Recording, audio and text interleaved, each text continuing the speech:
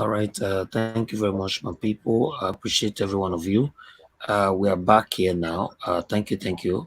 Okay. I will just leave the platform. I'll post a link again for the American people to come in for 1 or 2 hours.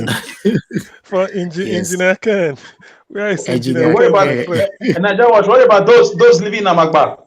No, No, that you they they, could you go and don't know sleep. where you dey.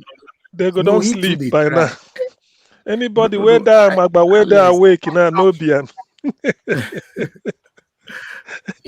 so I will. So Engineer K, I beg if they watch, make you come, but we don't they miss you for Mm, here. Engineer Ken, we need So you, Engineer Ken. Come and give us yeah, some fire. yes. Don't mind engineer. So Don't mind Engineer Ken. Mr. CM, you, Alex, everybody randomly, I'll leave the platform for you people. But please, let's be considerate when people are talking. One person cannot talk for for 1 hour, and you forgetting that others are on right here. Thank you very much, sir. Mr. Lewis. Please talk to us, sir. Yep. Well, the only thing I have is encouragement. Good. Encouragement. Most of the things that is happening is all distractions. I see where they said Obi apologized to whatever Weleso Inca and all those things. You know, wherever Obi moves, if he coughs, they will misinterpret the cough. If he smiles, they will say he smiles too much. If he travels around, they say he travels too much. But Obi is one of those people, when you invite him into something, if he has time, he will come. If he tells you he's coming, he's coming. He does not care how small that thing is. He will come. You see? So, and he won't come with entourage. Most of the time, probably come with about 1 or 2 people coming in. So the thing there is, we as obedience has to focus on, like I said before, on the major. The major is the tribunal. Now, in other countries, if what is happening in Nigeria is happening in the United States, Tinubu will be in jail. Because what he just did is what they call thumping the nose on the judiciary. And the American judiciary does not play with it. They'll put you in jail right away, contempt of court. But in Nigeria, because everything goes, he goes to London, France, and they said, oh, he's going out there to go and contact investors. I mean, I was listening to the guy on Arise who was representing APC talking about Tinubu went to France to contact investors. Well, only a child would you tell that. No investors is coming to Nigeria with this atmosphere because they will be investing money and it's their own money. So which investors is he going to meet? If Nigeria election was the way it's supposed to be, investors would be flocking into Nigeria. Not the president going to go and look for them. But because we have never had Buhari, that is the president, outgoing president, does not have any credibility. You see? And then we get somebody else that his credibility is even worse. If some of you remember when Buhari was running, the big issue was his education. And then we'll find out he didn't even have a high school diploma. See? And then we let that slide. And now we got the worst, that we didn't even know whether he ever attended high school. And some people says, oh, he attended this school he attended the school in Ibadan. I grew up in Ibadan. I know almost all the schools in Ibadan. No, he didn't attend that, because normally if he attended the school, you have his classmates. Even if all of them are dead, there's going to be some that are still alive. So now they're trying to fool us on that, and then let us focus on that and start talking about all those things instead of talking about what is happening in the tribunal. You see, in fact, the call I got from Nigeria today is one of my colleagues, Labour Party. I said, you guys need to file a lawsuit for contempt of court. He can't be thumbing his nose on the Nigerian citizenry by what he's doing. I mean, it's like when they had the debate, he didn't come for any of the debate. And nobody said anything. Because he thinks this is my turn, I don't need to attend any debate. And the important thing, like I keep saying, is that we focus on the main thing. And the main thing is the tribunal to recover that our mandate. That's the main thing. Every other thing is irrelevant to me. You see, every other thing is irrelevant. Because remember what they've tried to do to Peter to turn his image, and they've not succeeded. They brought women in his hotel place, and even one of them, his name is Margaret. That didn't work. And then they try all kinds of things. Now they said, oh, he apologized. Even if he apologized, what is wrong with that? That's his character. What is the big deal? You see? Their own principal has never apologized for anything. He has never apologized for lying. You see? And they don't know how to apologize. So that's why when they see somebody else apologizing, it looks like a foreign thing to them. APC has not apologized. All of them, all the spokespersons that are lying through their teeth, like the one that you guys interviewed today, I mean, he was lying through his teeth. And I bet you he probably be in the United States or what they call it, or London or whatever. It's not in Nigeria. But they all pretend that they are in Nigeria and they know what they are happening in Nigeria. They don't know what is happening. It's not in Nigeria. These are some of the people that they paid money. I've seen that. You see, I've seen that where we go to a conference, some of these politicians will come, they give them red carpet and be following them like flies because they want to get some position or whatever it is. You see, and they always ask me, Louis, why is it that you don't like to follow? And I said, no. I said, these are the people killing the country, and you guys are giving them red carpet here. You see, so like Peter Obi said, it's a long marathon race that we're in. When the blacks were fighting for voting rights in this country, they used water hose. They used the police dog. They use all kinds of things beating them, but they keep marching. Now, when they got the voting rights, they relaxed, think, okay, we fought for this, we now got it. They lost it. They went through a voter suppression. But what did the blacks do? They find out what they call voting weekend. They go to their churches, they decide how they're going to go. They carry food, they ride the bus, right to the voting booth. That's how Biden got in as the president. If it wasn't for the black women, Biden would not get in as the president. But they strategized, they changed the strategy. You see? But it took a long time for them to do that. The South Africans. You see, that's why when I look at all our religious leaders, it just gets disappointing. Bishop Tutu was leading the anti-apartheid group for 20-something years while Nelson Mandela was in jail. And I remember the interview they did him on, that he did on CNN. He said, I will rest I will stop when our leaders are out.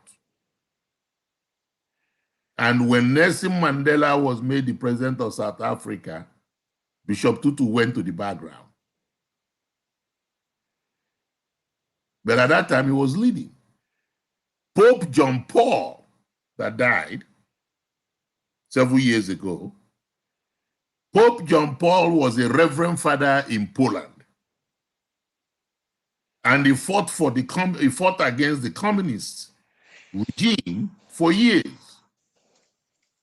They locked him up in Poland. And guess what? The Pope at that time made him a bishop. He continues with everything he was doing until Poland had their freedom and put in Lech Walesa as their prime minister. And today, Poland is still a democratic nation because of Pope John Paul. So when I hear our minister say, I want to be neutral or I want to be this, the Bible actually condemns neutrality. He called them lukewarm believers. They don't know when up is up or down is down. So some of our religious leaders are the ones causing the confusion. You see, because they are not standing up for whatever the truth is. They try to paint the word and do all kinds of things. But we're not going to give up because of that. You see, we're not going to give up. If you look at the Civil Rights Act in the United States, the people who started it, even though they keep calling Rosa Parks, they forgot the young people, the freedom riders. You see, I went to school in Louisiana, so I know exactly what I was talking about.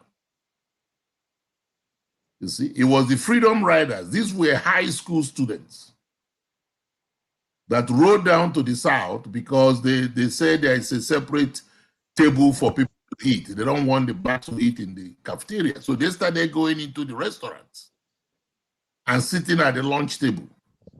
But those were young people that changed that. I mean, Martin Luther King was a young guy, was 32 years old when he started all this. Jesse Jackson and the rest of them. You see? I remember the march we did from Louisiana to Atlanta, Georgia, because there were 10 black children that were missing and they can't find out what happened to them. It was students. We were all students marching with black ribbon on our wrist to Atlanta, Georgia, because that's where the incident happened. See? And people were threatening us, but we didn't care because we want to make sure what happened to those black children. How did they just vanish from the face of the earth and nobody's paying attention? So they were young people. So that's why I keep encouraging our young people. It's going to be a hard walk. And it's not for the faint-hearted. You see, in any organization, in any movement that you are going in, one thing you have to bear in mind is that 20% of the population of that movement will be doing all the work. The other 80% don't know what you guys are doing. Or if they know, they really don't care. So what now happened? What happens is the 20% will now keep working hard to see how they can get the 80% to at least do 20% of the job, because the 20% will be doing 80% of the job. But if you think that all young people are going to be part of the obedient, that's not going to happen. In anything, even in an organization, it's only 20% of that organization that is performing, doing 80% of the job. And then try to get the other 80% to do 20% of the job so that they can get 100%. So that's what we have here. So nobody should be discouraged, you see, and say what is wrong with our young people. I've never liked when people condemn young people. I hate it. I don't care which organization I'm in. When Buhari came to the United States and said that our young people are lazy, I asked my friend in Washington, D.C., I said, why didn't you guys respond? Why do you guys just sit down there and let him get away with it? If our young people are lazy, his classmates, all of them went to university. Why didn't he go? It's because he's lazy too. But they accepted that thing, and then people started making, oh, he said our young people are lazy. I said, I don't like that statement. That's a very stupid statement for a head of state to go out to a foreign nation and say that type of nonsense. And nobody responded. They just kept quiet. You see? So our young people are very intelligent. They are very hardworking. And they know what they're doing. But what we don't want to do is to get worried and wary because of what they are doing. You see, we are on the right track. You see, we are on the right track. I mean, just look at our principal. No matter where he goes, the atmosphere there changes. Even when he's hiding, he likes to go to morning mass. He's hiding to go to morning mass. They found out. They turned the whole church into an obedient church. Even the Reverend Father didn't know what to do. You see? And the reason is because the Bible said when the righteous is on the throne, there is rejoicing in the land. Yeah. When the wicked is on the throne, there is unhappiness. So look at Nigeria, what is happening today. There is unhappiness in those people that said they won the election. Well, if they won the election, don't you think they will be rejoicing?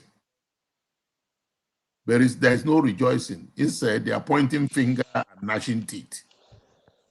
And then the person that they said he didn't win the election, people are rejoicing. You see? So that's something when you look at it, you say, this is not the handiwork of man. This is the handiwork of God. Most of you, all of you on this line, nobody paid you to be on the line. And I thank Mr. Elvis, Niger Watch, for creating this platform. I've been watching this platform for a long time, but I've not been able to get it.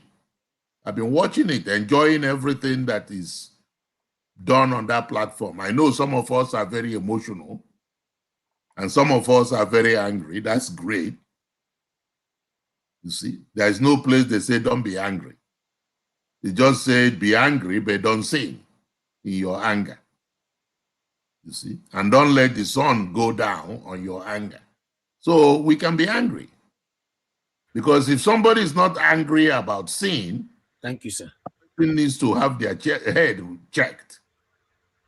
You see, we have a lot of sin on the land. Our elders are sinning every single day, and they are not apologizing. They are not even saying we're sorry. Because what are they doing? They are creating more debt, more debt, more debt. Who is going to pay that? I don't care whether their children is overseas or in the diaspora. Their children will contribute to it. I mean, we're talking about 80-something trillion dollars now. It's even more than 80-something. Because if we add the 800 billion, it probably go to 100-and-something trillion dollars in debt. And this is a country that has been blessed. Nigeria is a blessed nation. It's just that we're not using our blessings. We're a blessed nation. So I just encourage all of us. I'm encouraging myself either. You see, I'm encouraging myself every day when I watch these things. The only thing is I refuse to listen to negativism. If it's a negative thing, I don't listen to it because it's not going to help me at all. But I try to listen to everything that you guys are saying. Sometimes I come in, I just watch and see what everybody is saying and all those things. And like I said before, we need to be encouraging each other. You see, if somebody said something wrong, don't attack the person. Just reframe what that person is saying. You see, because when you attack that person, they might withdraw and don't say something else they need to say. You see, I always tell people that God gave us 2 ears and 1 mouth. If he wants us to be talking too much, he will give us 2 mouths. But he only gave us 1. So which means he wants us to listen more than we're talking. You see, so I will encourage us to just listen to each other. If the person is saying something you don't like, just listen. You might learn something from it, or you might take that person's statement and reframe it. And you hear that person say, oh my God, I didn't think about it that way. You see, but if we attack the person, then they might not be able to come back. You see, and you say, well, we probably don't need the person. No, we don't know. Because even the Bible says that God can use a donkey to talk to us. So it's going to be all right. May 17, they will come back. Hopefully, Tinubu will come back. If he doesn't come back, that's what I was asking my cousin, who is an attorney. I said, what will happen if he doesn't come back?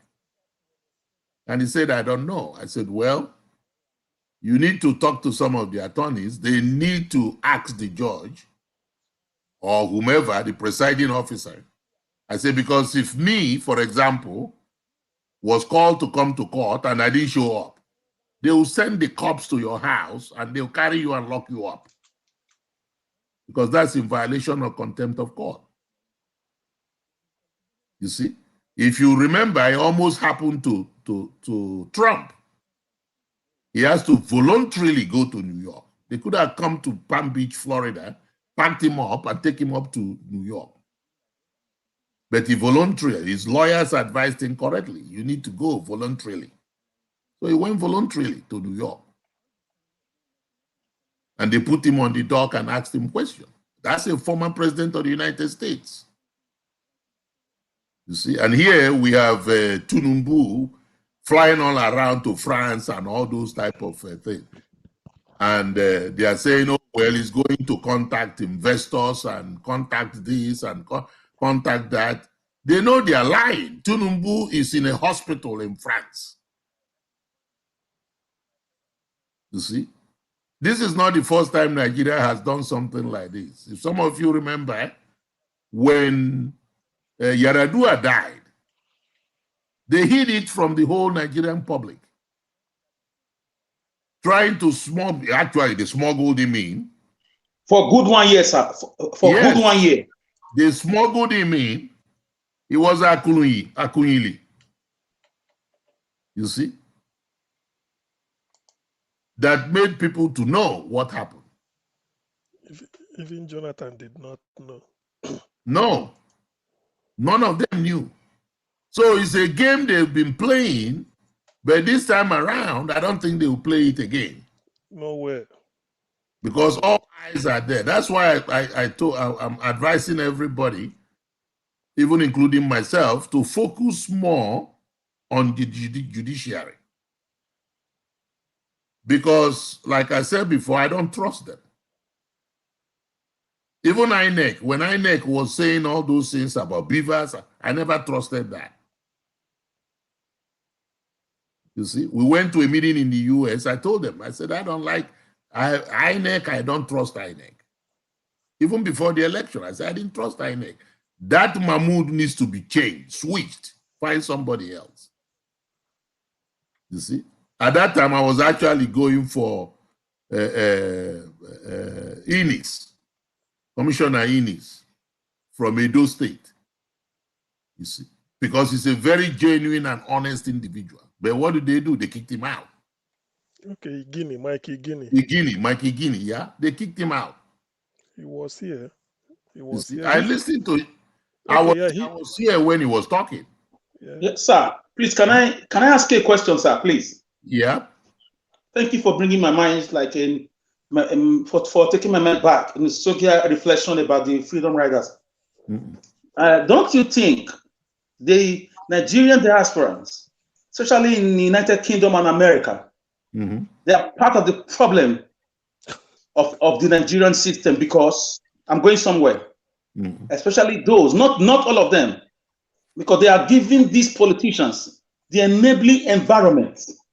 Each time they come abroad, they don't treat them, shame them like other countries are shaming their corrupt politicians. Don't you think the American diasporans, the British and Nigerian diasporans, or the European diasporans, they are too soft on these politicians? Like you said, when they go abroad, they follow them like flies, looking for something from them, instead of pouring them water, shaming them, booing them, and even sometimes calling the police or calling crowd on them, creating a scene on them like other countries are doing.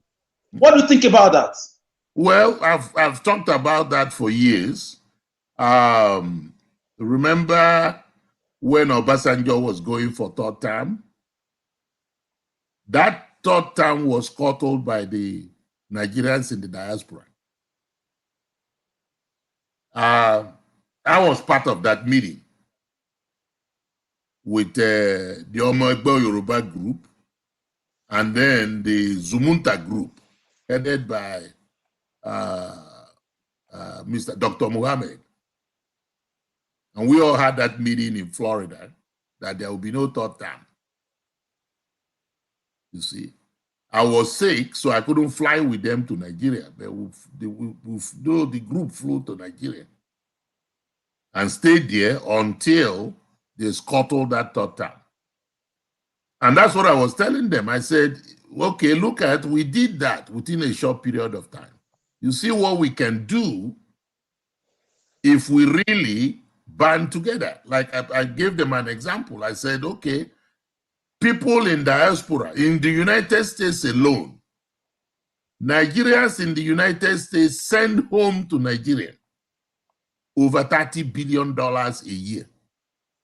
And that is more than what Nigeria earns from crude oil. Yeah, and that's official. They don't count the one that somebody say, oh, please take this and give it to my mom. That doesn't. Yes. That's the official one. And I was telling the Nigerian community in the US at that meeting, I said, if we can get 10% of that money, 10% only of that 30 billion, I said, you know how much that money will be? And then we leverage it in Naira. Now we can start finding out candidates that we can support. And then gradually turn Nigeria upside down from inside to do that. I said, that's what my friends in Liberia did. They got a candidate that they want to install as president. It was a lady. And what they did was they raised money and moved her. She bought the form, did everything, recorded her, and then they went home and campaigned for her. She was using a helicopter. They hired a helicopter that was flying her to all the remote areas. And she won that election. You see? And what they told me was Nigeria is a bigger country than Liberia. I said, no. I said, when you are doing a research, what do? You take a sample of the population. And then whatever you do with that sample, you extrapolate the results to the population. Is that not how we do it? They said, yes. I said, we can do the same thing here. But the thing there is, some people, that's what pains me. When these people come, is the same people that are criticizing them, those are the same people that will take them shopping to go and shop for goods. And you go to the store, we will buy things worth 100 and something thousand naira dollars and pay cash for it. You see?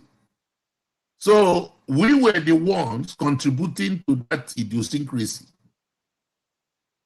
You see? Because we want to do like we belong. Oh, I'm moving with the governor of my state. What does that mean? Nothing. You see?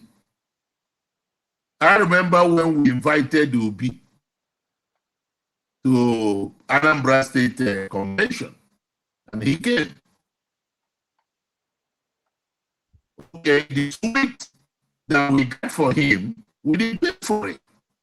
It was one of these pump suites that the hotels give when you occupy X number of rooms. But it was one of these huge presidential suites.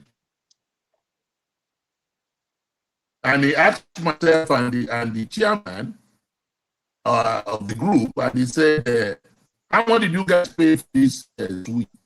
We said, we didn't pay anything. He didn't believe us. He said, no, tell me exactly how much you guys paid.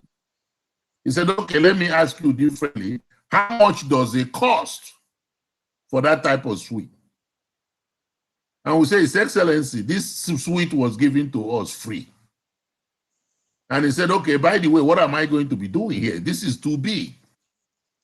I say, His Excellency, we've invited some state governors in the United States, some business people to come and meet with you. I say, you need a conference table and all those places to see. And he laughed and said, okay, that's fine, okay. But he still didn't believe that we didn't pay anything for that. You see? Until I showed him the invoice, I said, did you see it? You see where they say cost free? And he said, oh, they gave you a whole room like this for free. I said, yeah, how many rooms do people booked here? We have about 200 and something rooms of the hotel booked. So they just gave us this to say thank you for doing business with us.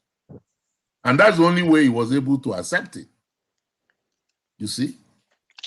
Other people, when they come in, they say, oh, where is my suite? That's the first question they will ask you on the phone before they start coming.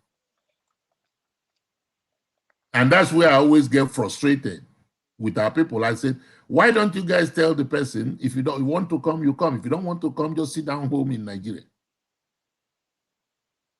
But what do? We put a red carpet for them. They come and sit down, and then they read a 30-page speech that has nothing in it. And then we don't ask questions. We'll clap and give them all the big names. You see? Give them all the big names. So what I'm saying is there is change in Nigeria now. Big time change. You see, I talk to them in Nigeria every time. And what has changed is because of you guys and because of what you guys have done in this particular election.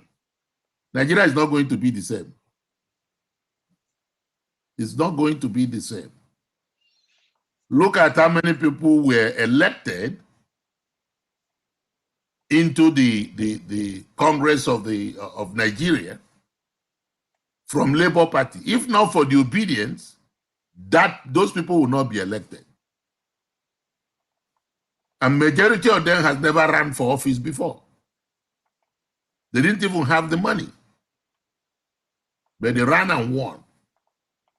So we're not going to rest until we get to where we're going. Even when we get to where we're going, we still will not rest. Because you can easily lose your freedom. I'm seeing it in the United States. Nobody thought Trump would win in 2016. But look at what happened. By the time America knew it, it turned America upside down. And now they are trying to crawl their way back, and he's still fighting. So what we're dealing with Nigeria is we're dealing with satanic principles in Nigeria. And they are fighting. And we have to fight.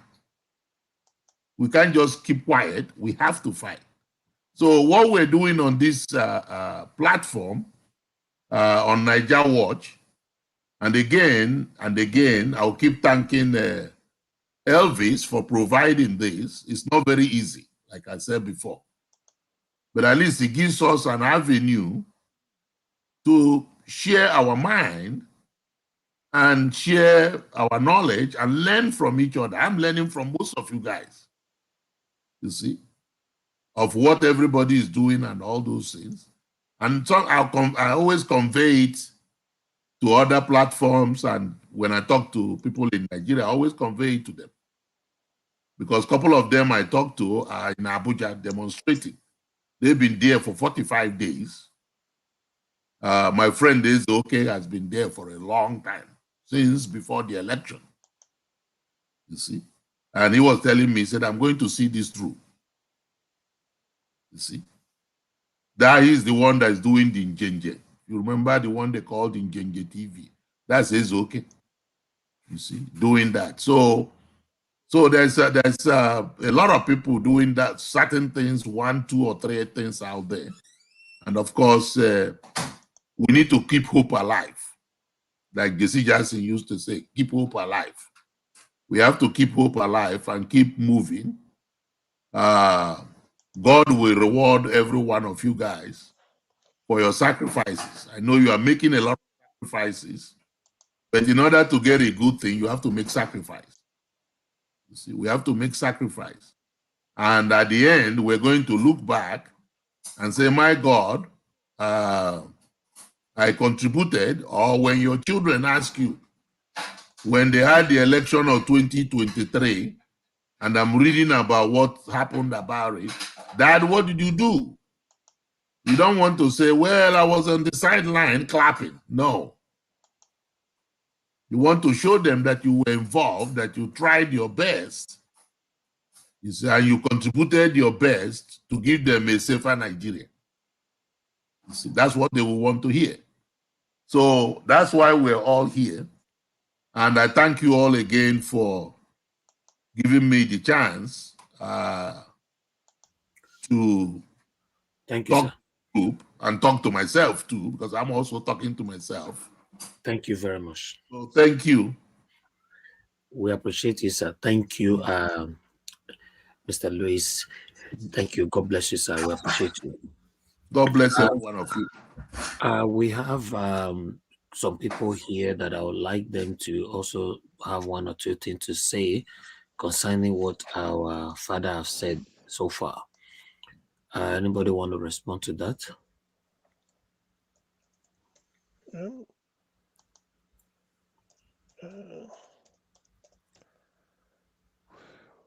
Are you talking, CM? okay, I'm trying to. There's something I was jotting down. Can't remember. Don't know. Well, what he said is just that it's a recap of. To me, I've thought in that direction before, particularly about Obi and his attitude to public expenditure. So we know what he's capable of. Even while he was Anambra governor, he goes to Abuja for meeting. He will go and lodge in a hotel owned by the young Shagru, Anambra businessman, and stay asking for discount. Mm-hmm. And the man will gladly give him 50%. He will be happy anywhere he goes. So he's not a person, he's not interested. Rather than waste public money, even what will benefit him, he will sacrifice it in the interest of the people. So, I mean, I've never had a governor said all the senior prefects of all the secondary school in his state, he gave them the number that when he wakes up every morning, he looks at his phones, found out that one rural secondary school is complaining of this. Obi will say, Commissioner for Education, we are going there today. I mean, what else do you want in a leader? He gave his all. He's not interested. He didn't make money. Eh? He had the opportunity of having money to buy houses all over the world like Ekweremadu did. He doesn't want. Rather, he will say. I think he once said somebody gave him a wristwatch that cost I've forgotten how many £1,000. No, no, no. Is it? I mean, how many thousand naira? Or either, I think either £5,000, a wristwatch. He told the man, he said, "Look, thank you." He said, "But do you have the receipt? I want to take the money back. There's a school that is leaking. They told me in Onisha, let's go and donate the money there. That I don't really need all this." So such is the type of a leader that he is. Naturally, he's a nice person. He's a billionaire on his own, by in his own right, and yet he's not giving to extravagance at all. He don't Nothing impresses him than investing in education and health. Education. That's what he talks. So I mean, this is an opportunity for people to have a taste of what will be is. And from the look of things, Nigerians heeded his call, voted for him. But all these agents of the prince and princesses of darkness felt that they have the power of life over death, and then they decide to see if they can suppress his votes and do all these things. You see, actually, probably Louis Okonkwo will correct me. In the Western world, you can't mess with people's opinion. When people voted, maybe 1,000, you decide to reduce it to 20. It's a criminal offense. You can, No, you can you go to jail. Remember that for nothing.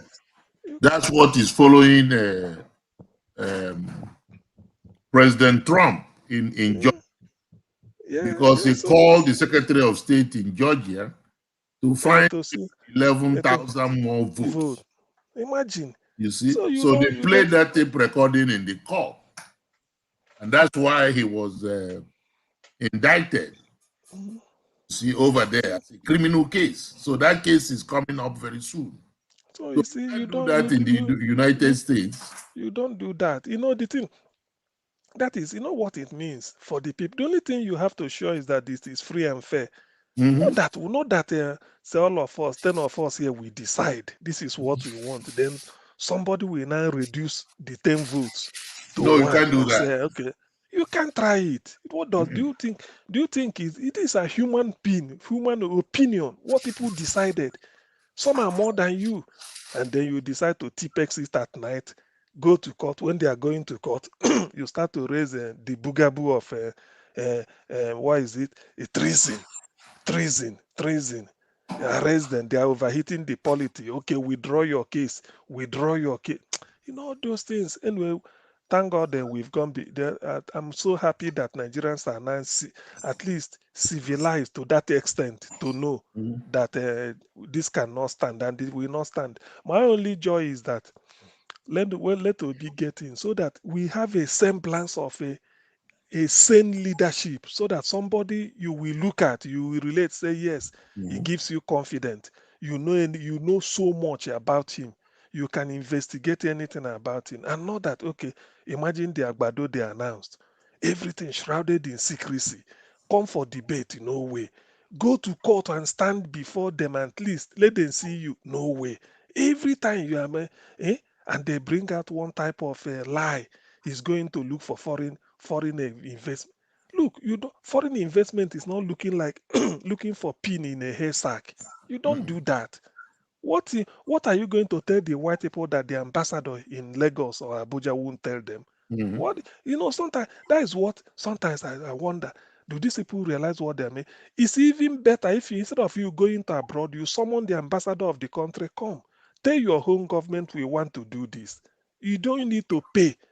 You don't need to pay a ticket all the time rushing. You call the ambassador, tell him this is what we want.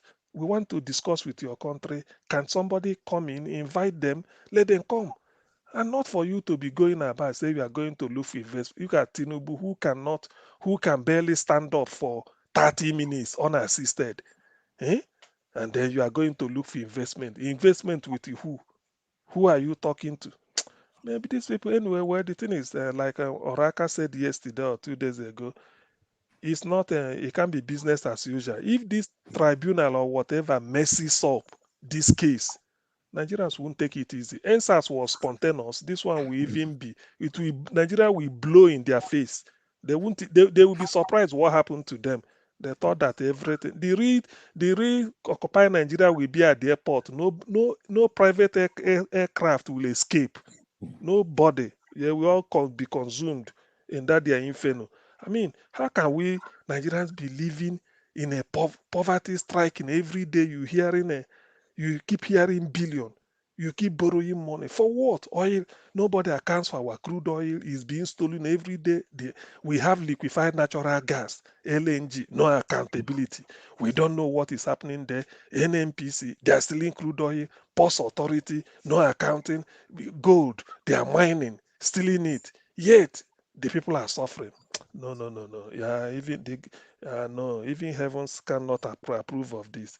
Well, before I leave, let me just say that I can never lose hope. God knows that I'm not such a person that I'm unshaking. After all, P2B is coolly going about his business. So why would I lose hope? The thing is, by next week, I think next week is when they are going to continue. I think by end of 17. next week, by next week, 17, we must see to the end of. They must have to declare them. There's no. I mean, when they even talk about law, I think you go to court on something that is not clear. Not that when something is clear, what are they going to interpret? To 25% of our votes, valid votes in Abuja. Is that what they are going to say is not the constitution? Eh?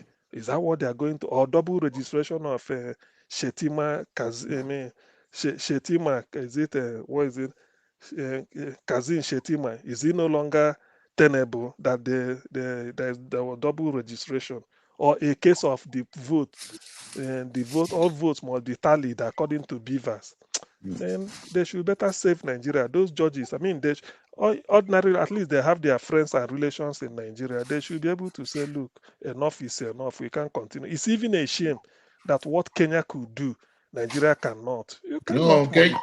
Kenya did it in one day. In one day, Abokoba said it today again. yes, You see, Kenya did it. so And then they're making things. They're making, instead, they're even talking of, is it not a shame? Nigeria will be borrowing money. You have gas, you have gold, you have crude oil till today, and your port is making money, yet you are borrowing money. No, please. I mean, in fact, anyway, well, well, I don't think that lie will work this time around.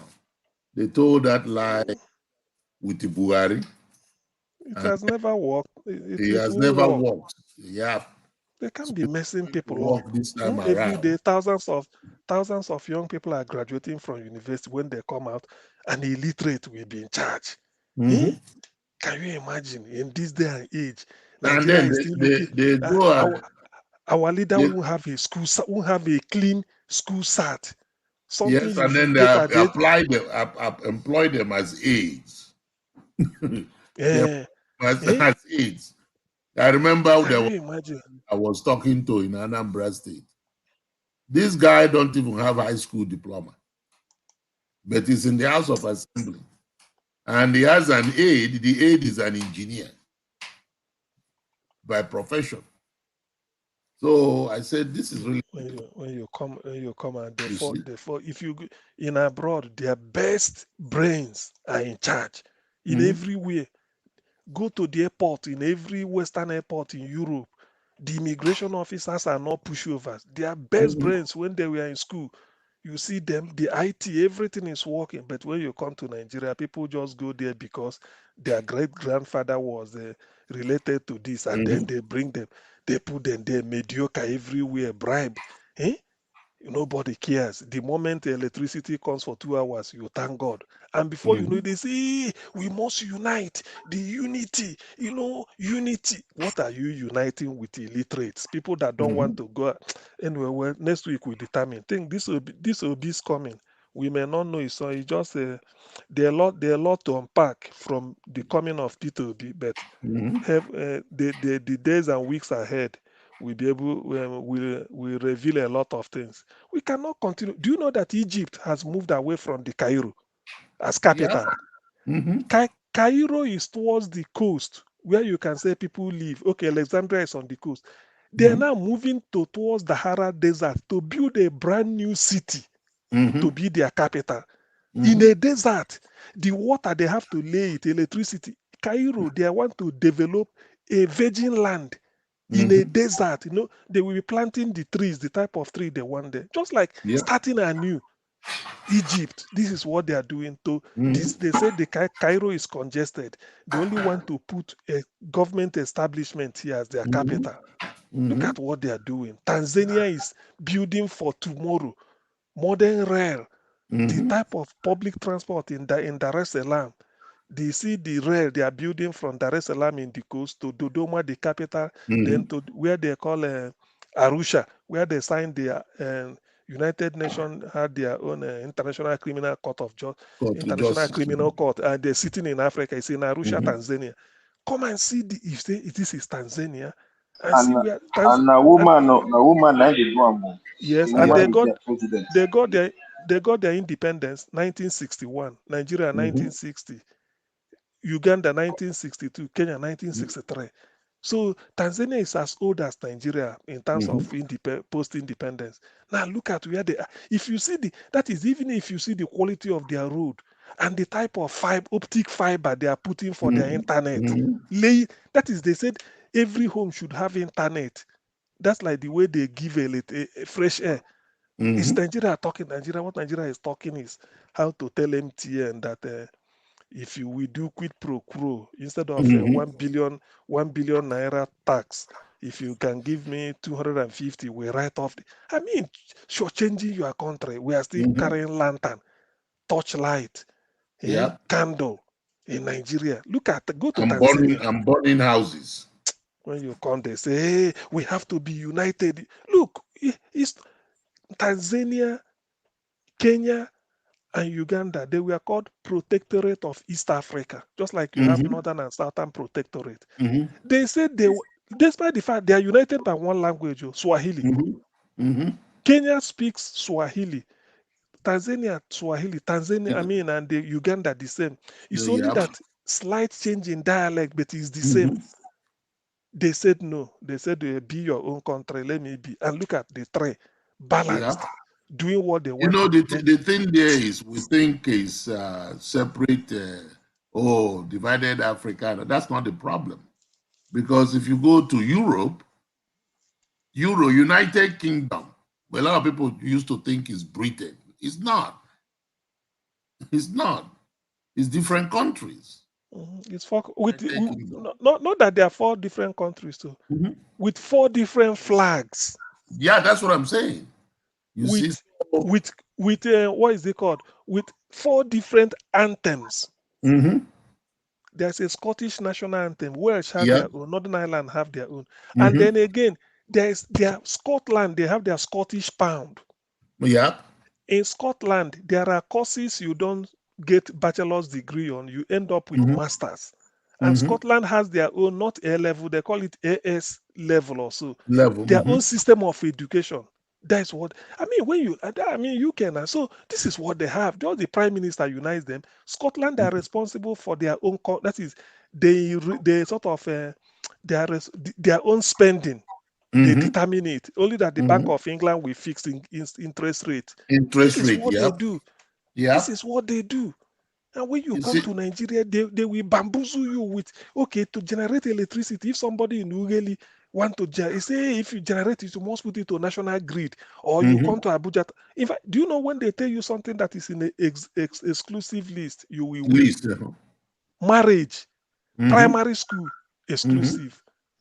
Marriage, issue of marriage is exclusive. Register your car, you register your vehicle, exclusive. It's an exclusive list. Vehicle registration. What's for what? They just sort of, choked everybody, everything squeezed. Later, after how many years, say, okay, now state can generate. When you say state can generate electricity now, giving this, why must federal be holding it before? Is that the way to run education? Over here in the UK, education, every university determine their own standard. They determine who they admit and then how they do it. Scotland, their own education system is different. In Scotland, there are certain things you don't pay for, but in England, you pay. That is the way they live. For instance, if you park your car if you're in the hospital car park in the UK, I mean England, you pay. Scotland made it free. As long as you come to visit somebody in the hospital, you go and use the car park, it's free. You park when you want to go, but in England, they will say pay for the number of minutes or hours you spend. So there are things that vary. They will do it their own. In Scotland, if they recommend drug for you to buy, you don't pay. Say you visited the hospital and they say, or the GP, you don't pay. It's called free prescription. But in England, whether it is Panadol or whether it's anything, so far it's written prescription, they call it one item, £9 something. Before it used to be £5, £6, it started climbing. But that is the way they want it. If you go to Scotland, you won't pay for prescription drugs. You come to England, you pay. Yet they are in the same country. But in Nigeria, no, you won't sell beer in Kano. I agree.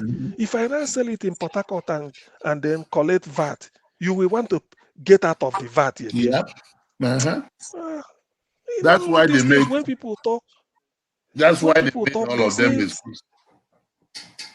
that's why if you complain, they say, hey, you want to destabilize Nigeria is God created Nigeria, unity. We know happy God. That's what is holding us. Other African countries are far ahead of us. People we got they are far ahead. You don't go to Kenya. My friend from Uganda told me that they've been exporting electricity to Kenya. Not that Kenya don't generate, but they don't have enough. So the industries that are there, because that is the most industrialized country in East Africa. So they said they export electricity to Kenya from Uganda. I said, what do you mean? He said, that's what they do. I said, does it mean that you people have uninterrupted power supply? He said, since then now. He said, since he became he said, no, electricity is constant anywhere in Uganda. Yet we are still battling with a power supply even till next year. We'll still be talking of power supply. How can you then grow? Mr. CN, it's only Nigerians you pay for something. You pay for something and you don't get it. You pay for your electricity, Nigerians, you don't get it. Is that not criminal? Everything in Nigeria is just criminal. You pay for something, you cannot use it. And when they give you like 1 or 2 hours, as you said, some people say, thank God. Sometimes I ask them, what are you thanking God for?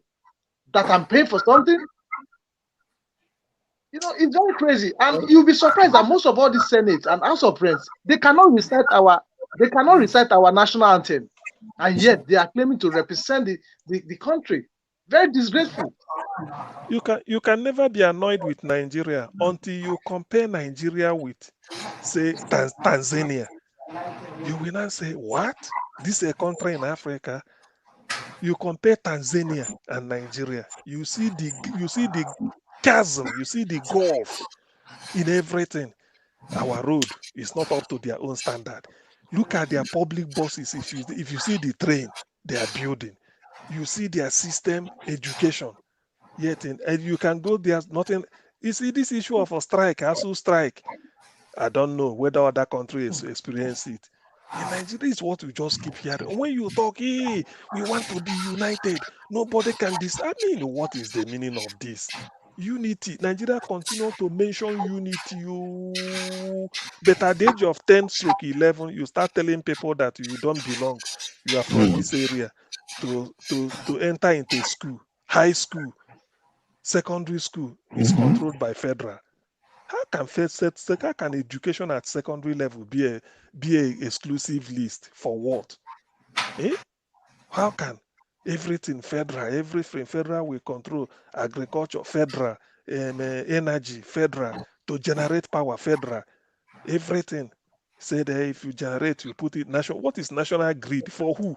Can't everybody generate? Even your marriage itself is on exclusive list. It's exclusive list. Your marriage. You touch me. Your relationship with you and your wife. Yes, you touch me, I touch you. We can end up in Supreme Court. In Abuja, federal. When you look at all this, Nigeria has been running a feudal system. Feudal. That's what Nigeria has been running. What is it called? Feudal. How do I say? They say it's unitary feudal. Feudal unitary system in which everybody kotos. How can a state, when you want to tie a road, they said you went to tell federal government to federal government in a federation, it is the state that will tell federal take this kobo for our national defense, not federal giving you money.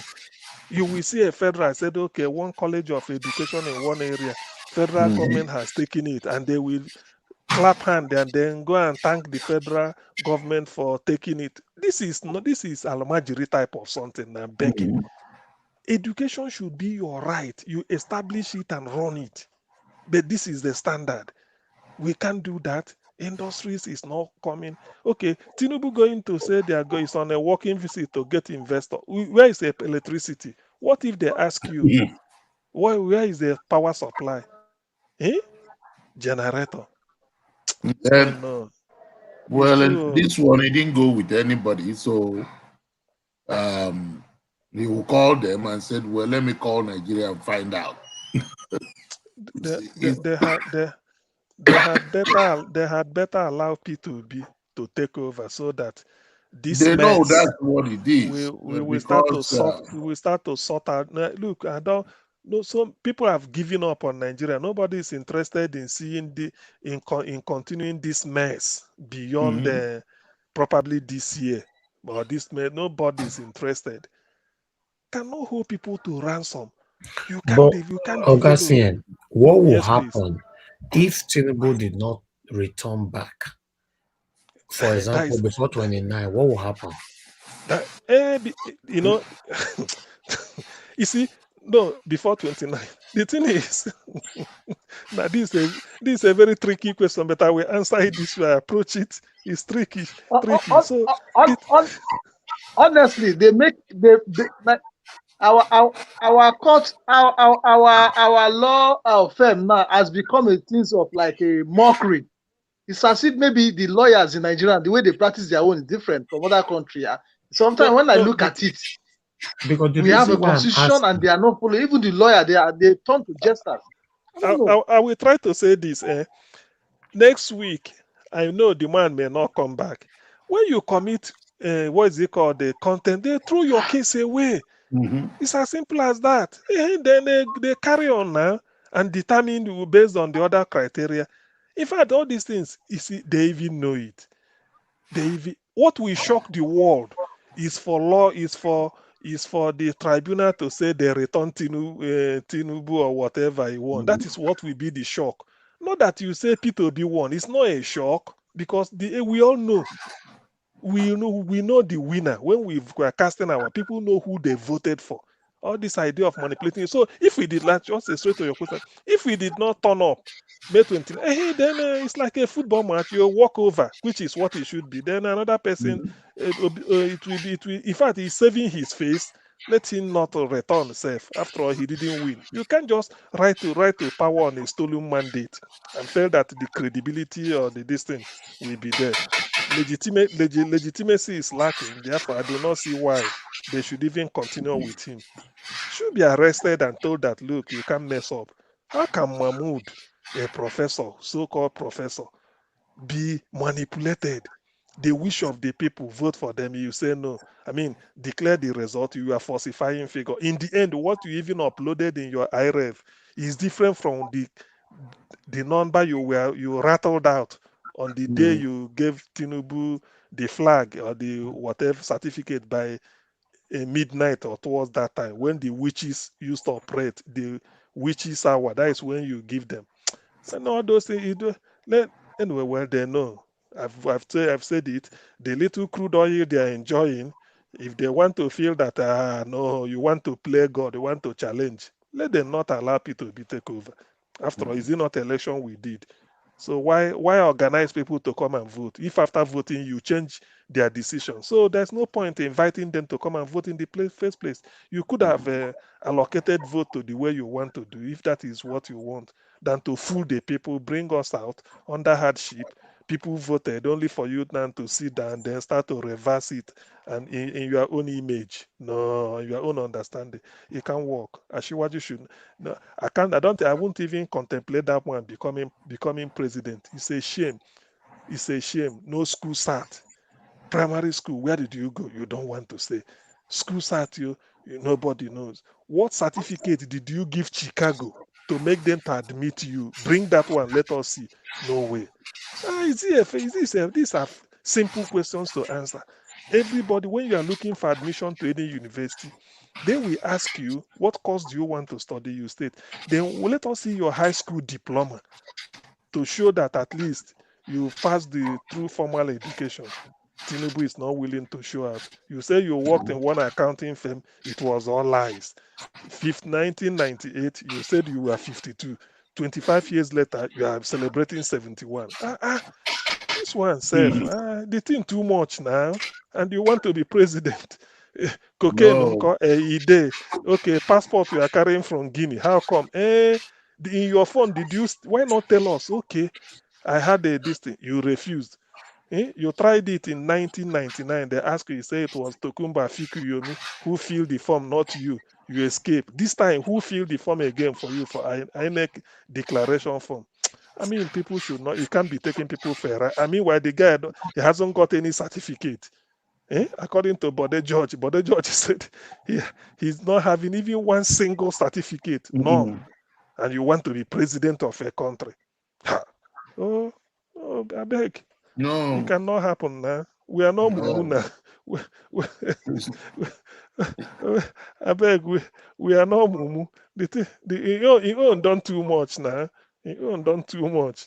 We cannot come like that after you don't drag cocaine, drag heroin.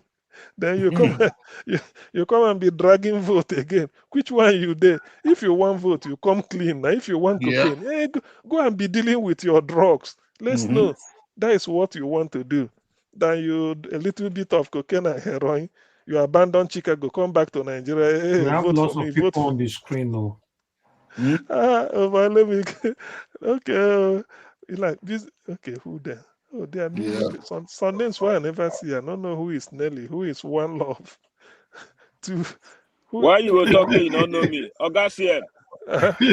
Why you go talk say you don't know me? You want make I send you go back to Nigeria? Ashiwaju they change them every time. Me, I don't understand.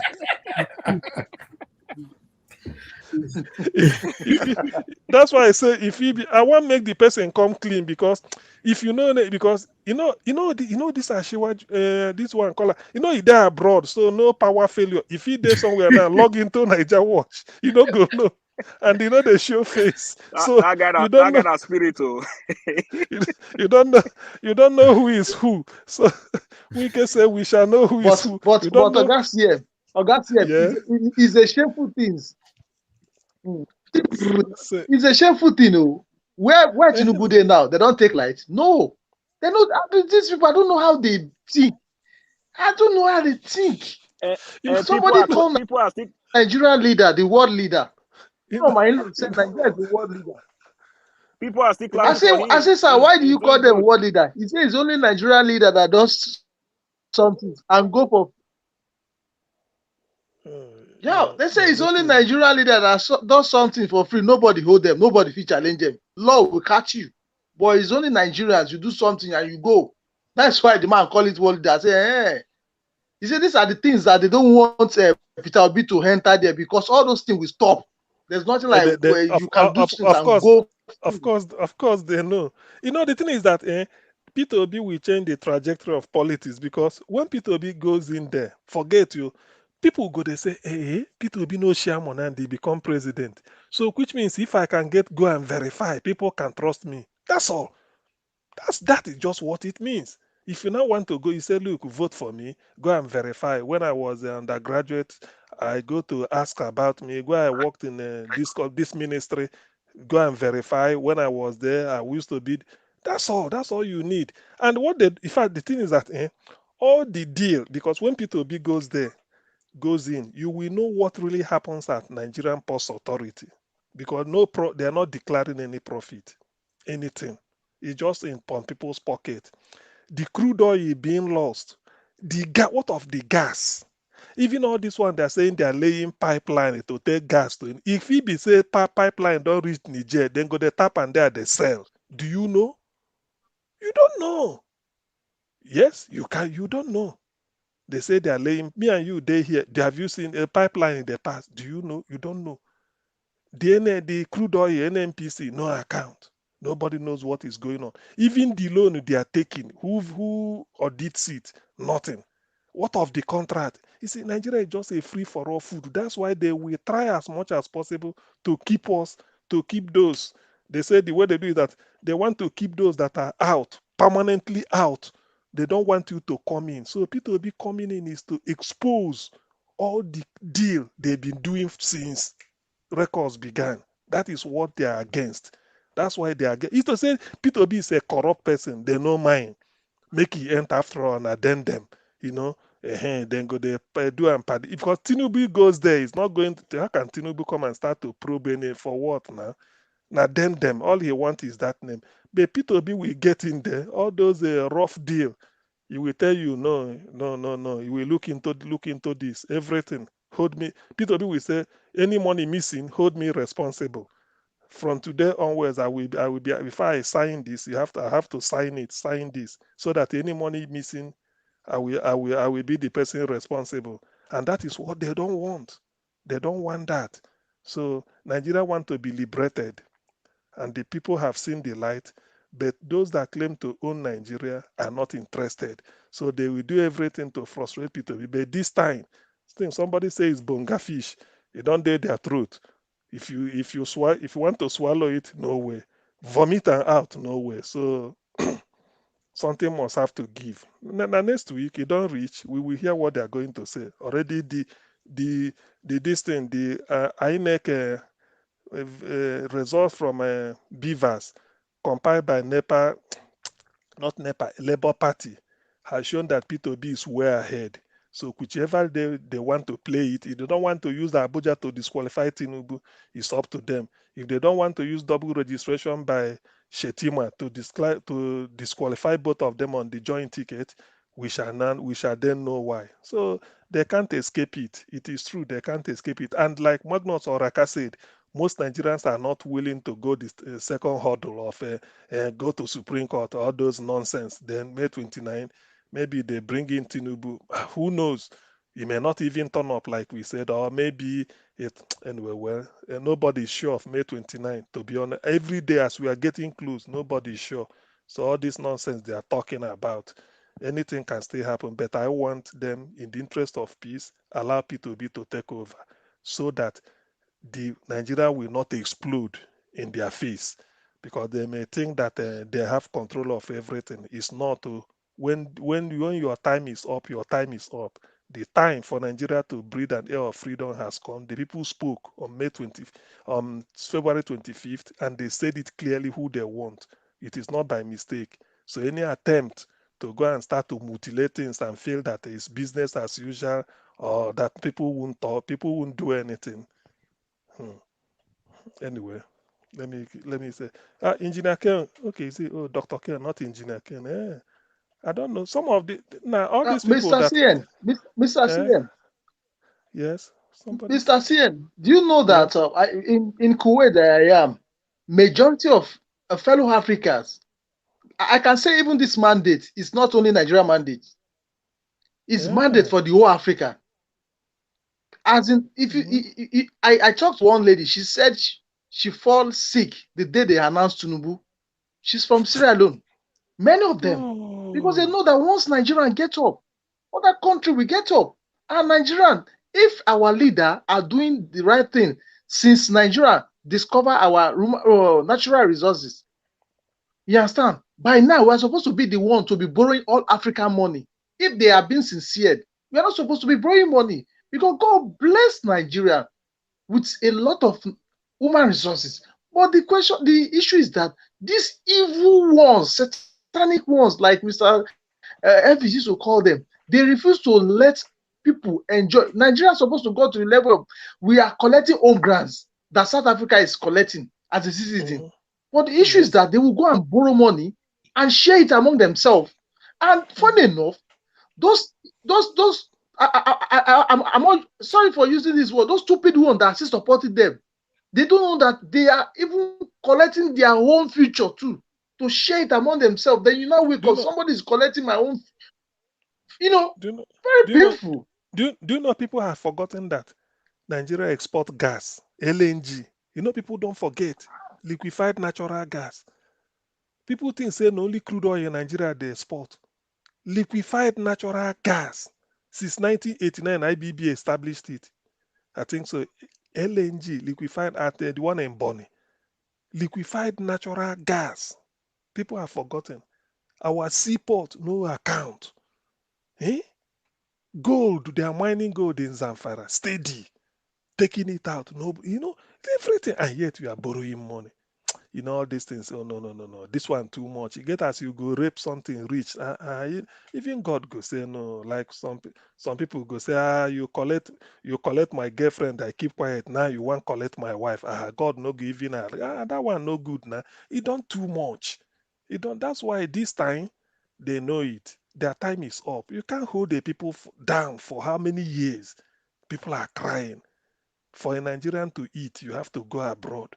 Can you imagine a Nigerian going to Senegal, swear, saying no go come back? Senegal, you just see small love wanting for Senegal. You say no, he no go come. Nigeria stay in Sudan. He no go. Can you Nigeria imagine? stay in Sudan. Sudan that are suffering. Nigerians Sudan that are suffering.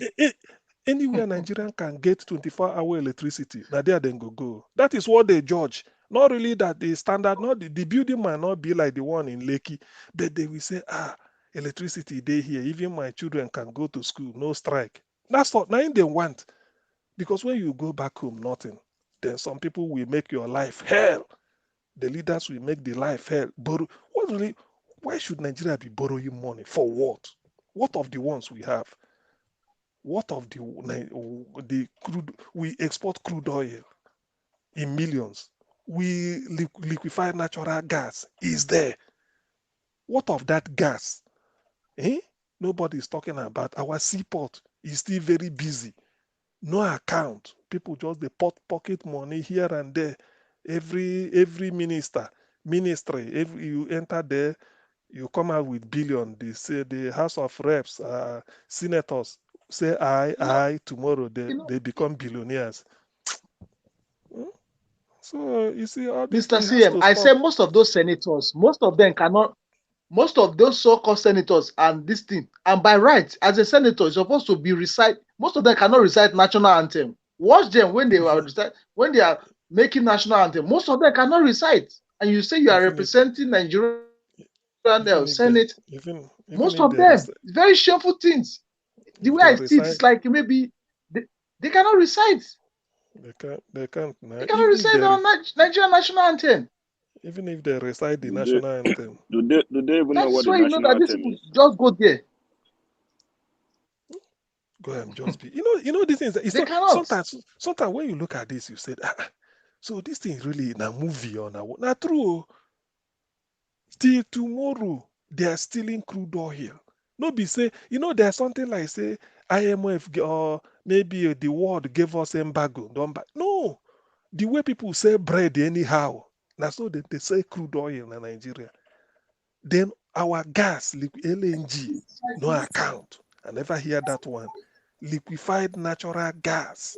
That one, gold. They are still mining gold today in Zamfara and selling.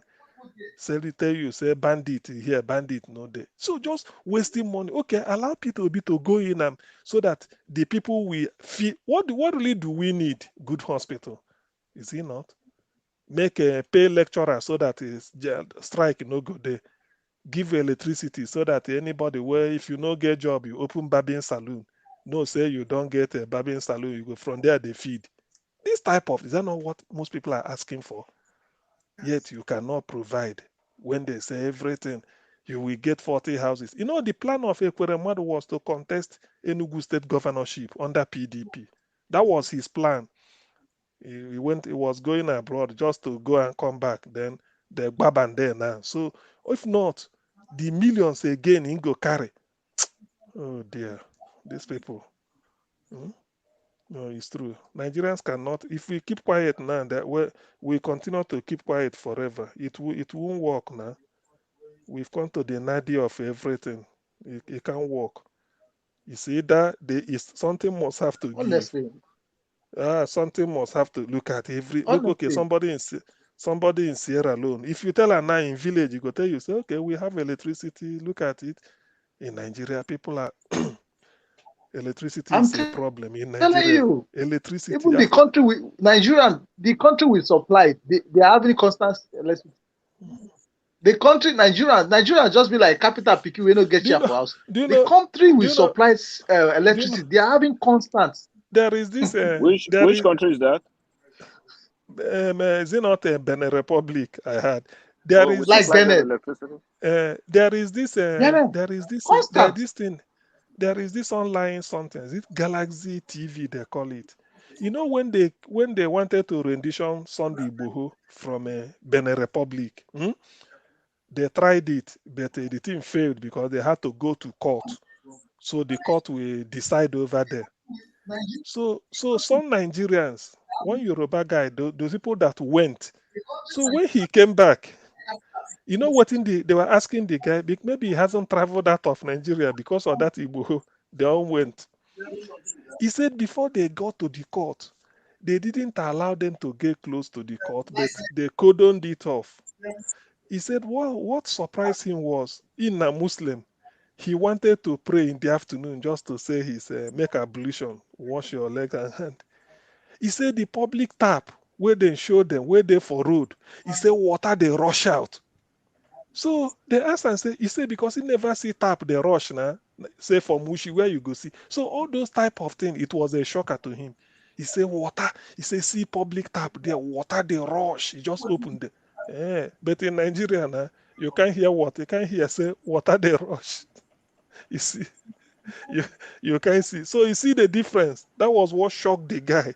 He said the place, even the police, no, they beat people. He just tell them, if you don't want, you can't get to court. Here it's okay. You can stay here quietly and watch and then listen. When they want to pray, he say water. I say public tap water. Public water. In Nigeria, all those things are luxury. It's true.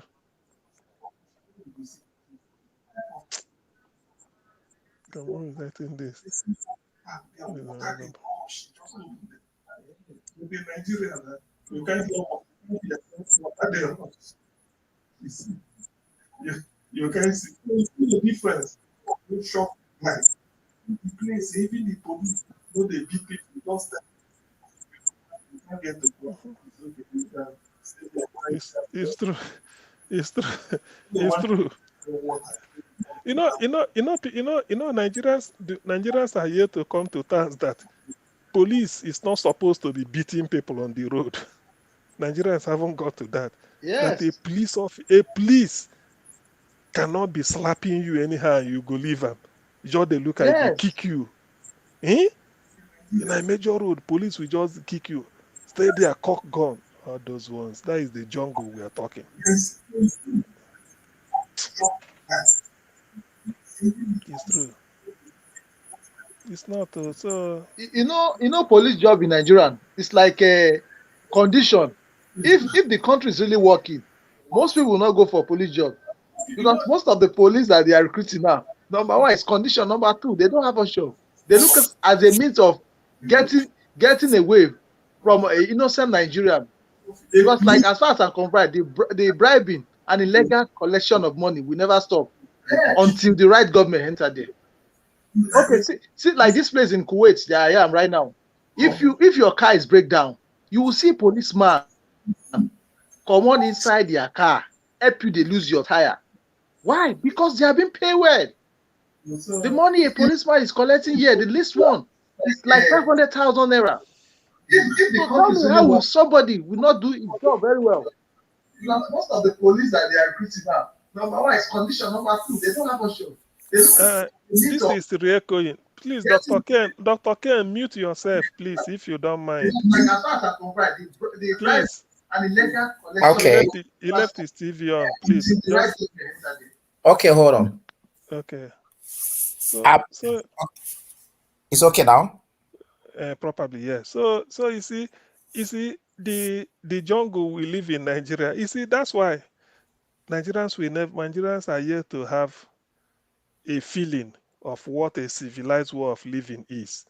Unless you cross border, say you go to Ivory Coast, you go to say, So now so it be you go to Togo. Look at Ghana. Nigeria now go to school in Ghana and brag. Senegal.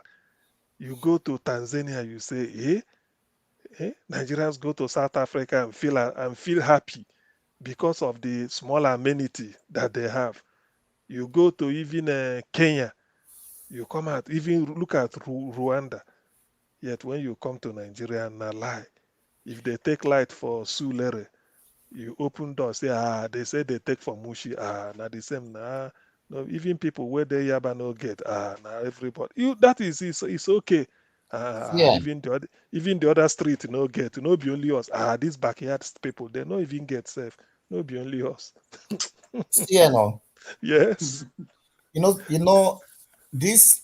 You know what? There's something that really making me to be very happy. This whole election season.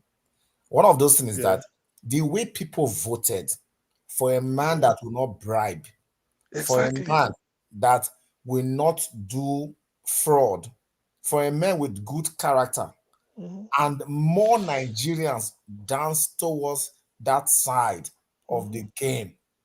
That tells you one thing about the Nigerian that people don't know about. That there are few Nigerians who are fraud. There are few Nigerians who believe in evil. There are few Nigerians who want to promote what is an evil or an upright, style of life. That is what you must know. They hear that this guy is having fraud behind him, drug. They say, no, we'll choose this one that is upright. They say, this man will not give you bribe, chichi. They say, okay, really? Okay, that's the man we want. We want to be like him. This man will not give you anything under anything that is not meritorious. He said, okay, that's the person we want. That tells you that there is a Nigerian that has been Mhm. covering the true Nigerianism for Yes, too yeah, long. I agree. I know what you say. Yes, I agree to what you say. You see, it takes a clean leader like Peter Obi. Then you go see that attitude of an average Nigerian on the street will change.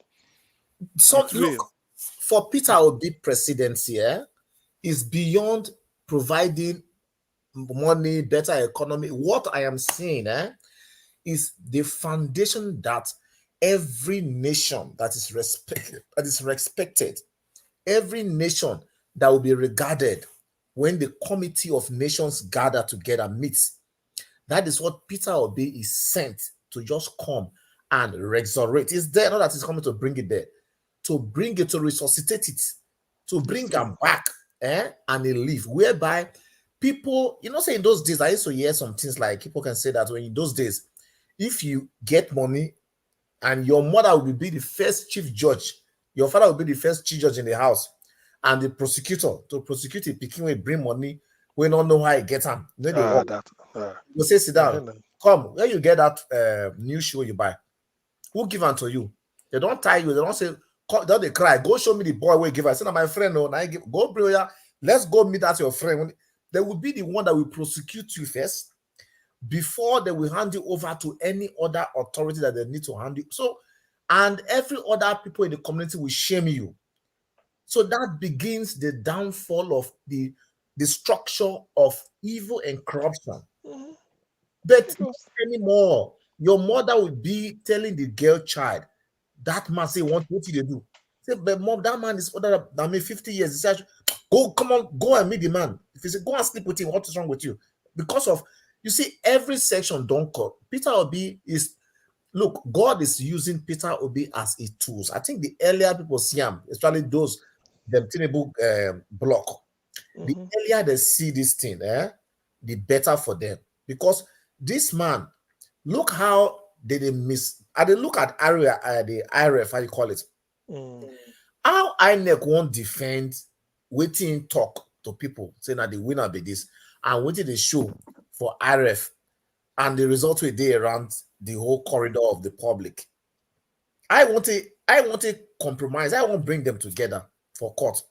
You see, God just didn't make them this stupid. I don't know, whatever anybody call it, whether anybody call it God or nature, whatever it is, it just didn't make them this stupid until that is why they look at the whole thing. The only thing that will help them is let this case be withdrawn. Even though if Exactly. I sure say if Tinubu get any judge for that panel, the judge don't look and say, now wow, Tinubu, no say me I dey help you before, but this one, no way I go fit do one. The thing too much. What you go do be say, if you go fit make this man withdraw the case, that be the only way. Because I not go fit see all this thing. I want to do this one if I do this one. I go fit. I don't go fit. That is why you see them begin to plunge all their armory. They begin to throw all their fiery dart towards that aspect of the case. Drop the case. Drop the case. Withdraw your case. Withdraw your case. Because they know that is the only way. If not, But people where they vote for Tinubu, are they wishing Nigeria well or bad?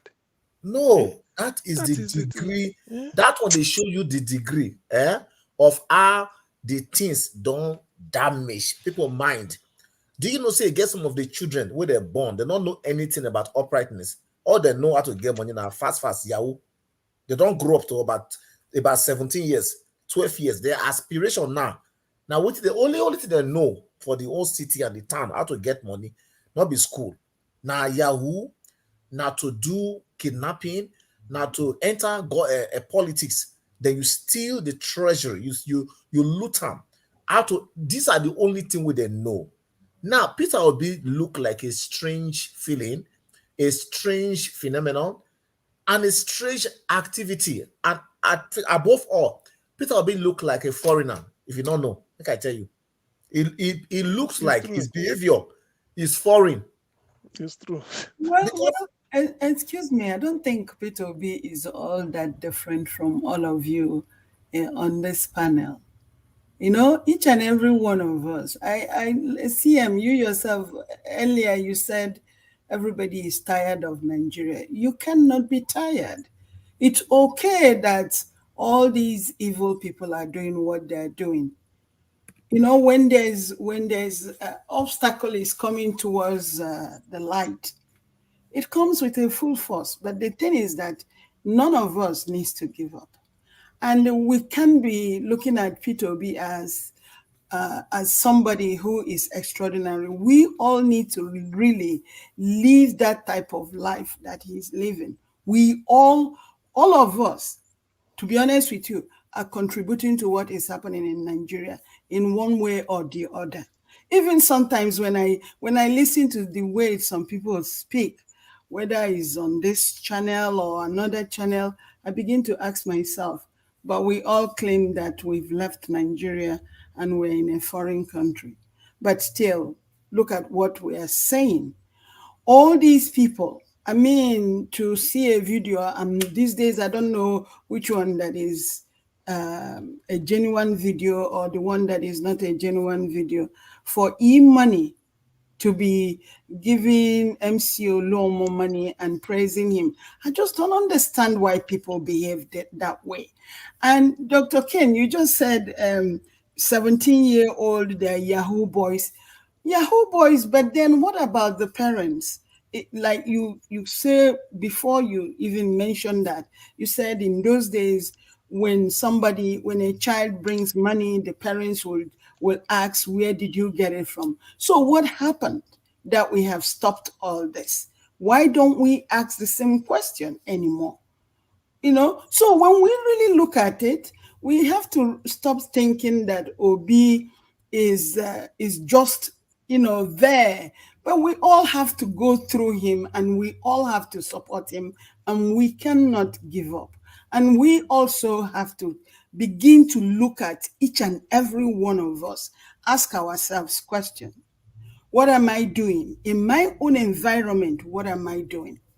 When we talk about integrity, integrity doesn't just start when you get into Senate. Integrity is as common as when you are with friends, your classmate, you tell your classmate, oh, I have a book for you. and I'm going to lend you this book, and then the friend comes and you change your mind. That's integrity right there. I think we all need to begin to be aware of what is happening in Nigeria, because sometimes some people that I listen to in some of these panels, when they get into that position, they're going to do worst. But then the question we need to ask ourselves, why? Why do I need to take that money away? Why do I need to do that? Because it's stealing also. Maybe we say, oh, okay, this money was given to me because I'm in the Senate House, but in a way, it's stealing. So we can't condemn somebody on the street. Like I keep saying, there's a very young boy. This happened maybe 10 years ago in Lagos. A young boy, 8 years old, that they put a tire over his head and light fire on this boy just because he stole Gary, which I know maybe he's hungry, but I'm not advocating that somebody should steal. But this boy was killed. But every day we come to these panels and sometimes some of us, we are losing hope, or because we don't think maybe that inauguration is not going to take place. It won't. I've said so. I don't say too much when I come to some of these panels sometimes, because I already said it. 21st century is the century of Africa. That's why you're seeing all these changes. All these changes. Before, people, when they vote, then they will rig it. This is not the first time they've rigged it, but this time they rigged it and it was so open. Nobody can hide it. And then, like you just said, they keep making one mistake after the other. And they can't even control the mistakes that they're making. It's really a shame that they will leave Nigeria to come to France, to come to London, to come to US, to come and treat themselves. It's a shame. I was listening to Ekweremadu's daughter, and she's saying, oh, when she was asked one question, is she aware that the boy was portrayed as her cousin? There was somebody at the background, whether that person is her lawyer, or don't answer that. If that was in public, I would have said to Sonia, why are you not going to answer that? If you know that you are here now trying to tell the world or the people to feel sympathy towards you. If you're trying for people to feel sympathy towards you, you need to come out clean. If your father did something wrong because you've been privileged, then say that.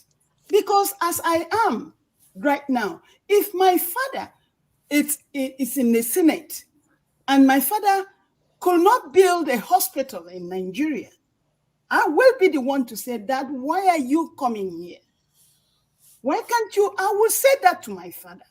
I know that I will say that. Houses in choicest countries of the world. You know? So again, we can't just, when he's favoring us, we just keep quiet. This is somebody's child, Sonia, for crying out loud. You are not the only one that has kidney problem. So many people have kidney problem, but they don't have a dad that is in the Senate. And also my question is, if I do meet the wife, I'm going to ask her, did you talk to your husband? Because it takes so many threads to tangle. Did you talk to him? Or you were busy applying Fenton foundation from Rihanna and wearing all the jewelries and the akwete and everything? You didn't think? You're a woman. And then sometimes some of us here will say, oh, we need to have women. We need to have women. I have nothing against women. I'm a woman. But guess what? There are some women that are even 20 times worse than men. Because I can't imagine some of the things that I see women do. I can't imagine that. We are all in this together. We have to understand that we all need to begin to look at our environment. And please stop thinking. I want some of you to stop thinking that being a professor makes you that makes you a greater human being.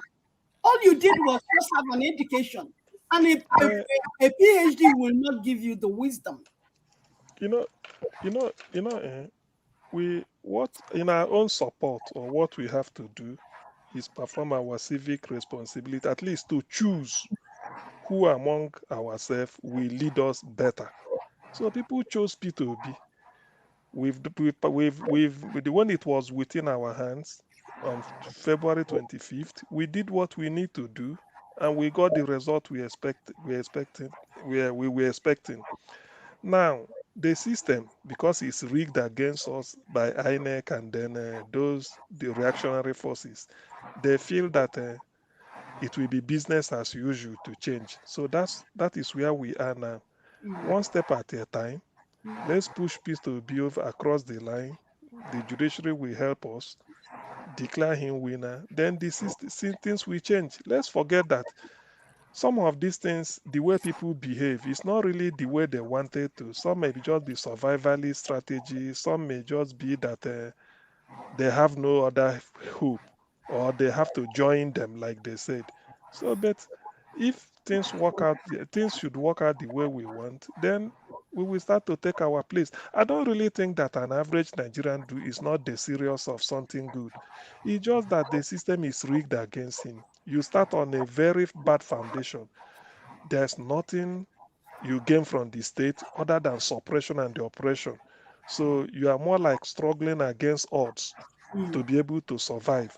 What other countries take for granted, or what other government of the other countries give to their citizens, our own is even taken from us. Look at the way they are being slaughtered. Government does not say anything. Anything happening to you, you on your own. So a time came, people put heads together and felt, what can we do? Obviously, help cannot come from outside. It must be from within. And that help we needed was a good leader, somebody we could look up to and follow. So Peter B, God threw up Peter B, and then we embraced him. Absolutely, Uh, absolutely. we, And what I'm we, saying to you is we, that we embraced him, we all and need then to really give him our support, and we all need to also watch our environment and start doing the right thing. I mean, I don't know if you had the privilege to listen to Dele Farachomi when he came to United. okay. Yes, I listened to his That how that that speech he was really awesome. yeah, he gave it to them raw. He really, You can't prescribe to me a drug you are not willing to take. You yes. know. So I listened to. I know the guy. You see, more of those people are going to then subdue all these criminals and on all these. I don't want people to keep on giving Tinubu power. I hate when people sometimes will say, "Oh, he has money. Oh, he has money." What is money? It's a stolen money. It's a stolen money. I don't really look at him with that money, you know. But if we have people like Peter Obi, like Dele Farotoromi, all these people, all of us, we need to really stand up. That's the only way we're going to support Peter Obi. We all we need to are stand up and not be afraid or intimidated by these people. we are. You see, the it will manifest by the time, I think it's 17th. By the time they start this proceeding properly, and then in fact what will even stop it is if they know, if they can read the mood of the country, they just declare the man a winner and then say they remove that Tinubu is, that is just declare him winner and then let him get sworn in. Then that will quieten or sort of renew the hope of people. Otherwise, if they play politics as usual, like I said, Nigeria will explode in their faces. That is when they will realize that P2B they are seeing, when you push P2B, they now have to know that there are people behind him. Because millions cannot come out and vote under economic hardship with all the type of things that happened in February, the killing, everything. People lost their lives, spent money they don't have, did everything just to make sure that since it's not easy to remove the government, you use your PVC. They relied on it to, to do the magic. And then after doing it, somebody somewhere will now come and hijack or sort of twist their opinion. Oh, no, no, no. That cannot be. That is unpardonable. So in any case, I understand everything is all options according to George Bush. Said he said George Bush when he was discussing with Saddam Hussein must disarm. He said we say they tell him Hans Bleak. He said yes, Hans Bleak of weapons inspector. Yes. He said the UN is now a talking shop. All this. He said having said that, every option is on the table. so so so not knowing that they are still waiting for military. So the thing is that whatever INEC is saying, I know the among the mind of the people, every option is open. Yeah. People might think that the worst cannot happen in Nigeria. It will happen. Yeah. Nigerians have been pushed to the wall, not really because they've not suffered enough, but for the first time since 1999, they came out to vote without being induced, and they see somebody who is clean, Yeah. at least by Nigerian standard, very clean That and is what I'm willing. saying. Mm. Exactly, very clean, and you tell them, and you see, the worst is that INEC even provoked the thing.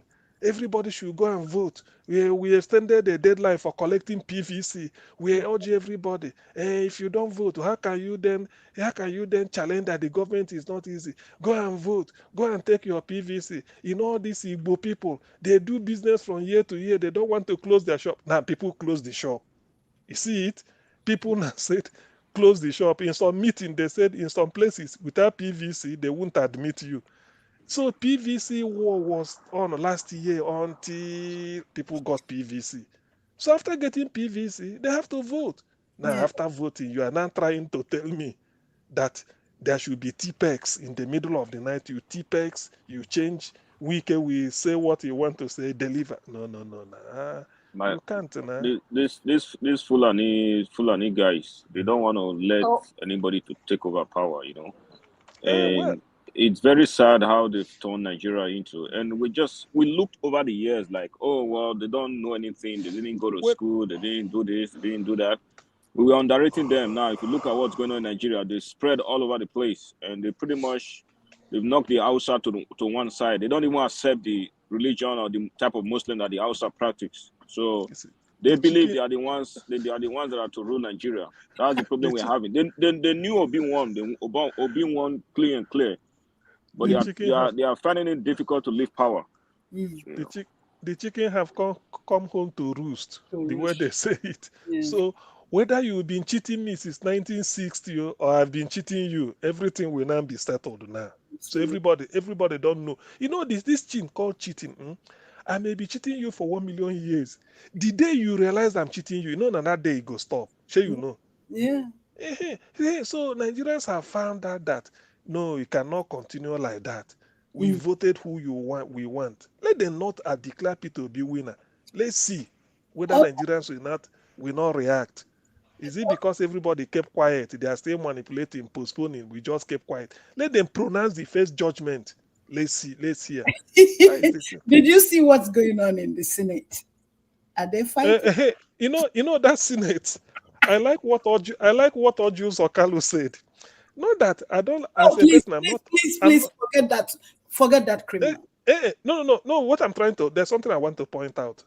I'm not all Jews or Carlos fan, Please. but there's one thing he said that I say. You know, the thing is that if people are cheating you or Mm. thieves, Mm. your greatest prayer will be let there be confusion among them. Okay.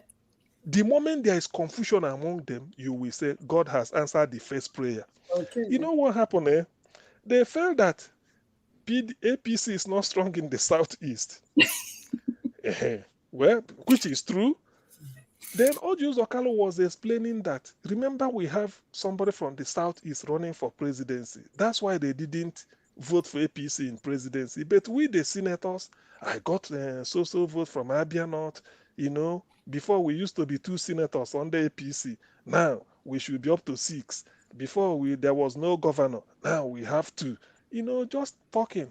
He said, but for you people to now use it as a measurement and say, look, you didn't contribute, therefore nothing for us. He said, remember that APC has 59 senators, I think.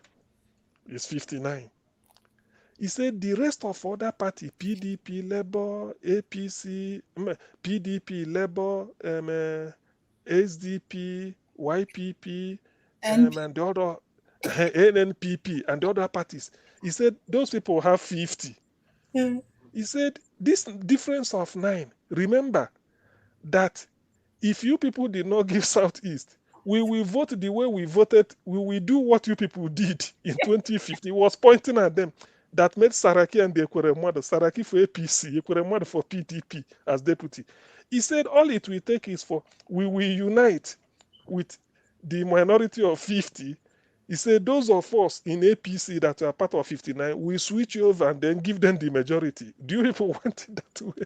So he informed them that, so when when I heard it, I said, yes, this is confusion has entered them.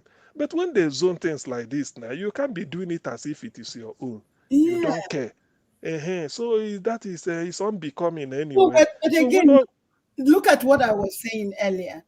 Why will anybody be elected because of how many people voted from whatever state that the individual comes out of? Why can't we elect somebody based on the competency and the integrity that the individual has? Why? there is something It's so funny for me there, the way there is something again. Ojo Zokali said that caught my attention. I started laughing. Ojo Zokali said, your permutation, you people are zoning it. Mind you, you people that are party executive, you won't be there. We will lock ourselves in and vote our conscience. You see the warning. He said, yes, you people are telling us, we will vote for this and this. He said, yes, we will agree. But when we go there, you won't be there. It is we, the senators, among ourselves. We can vote who. But Siam, Yes. you know why I'm not going to be moved with Ozokalo, because for someone that has no atom of morals like Ozokalo or integrity, what makes you think that when he keeps on blowing all the smoke that he's blowing, and then Tinubu comes back, Tinubu that usually will go and visit Ozokalo's mother, and then maybe Tinubu from the back gives Kiamo a package of envelope to give to him. What makes you think that all these nonsense he's saying, that he's going to carry them out? See, that's why when people like him, he has sat on the table with the devils. I don't really look at him anyway at all.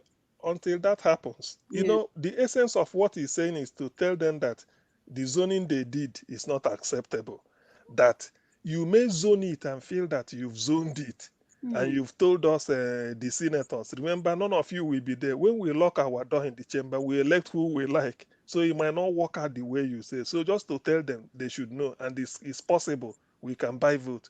So in other words, so I like the confusion. That is the good thing. Let that confusion be there.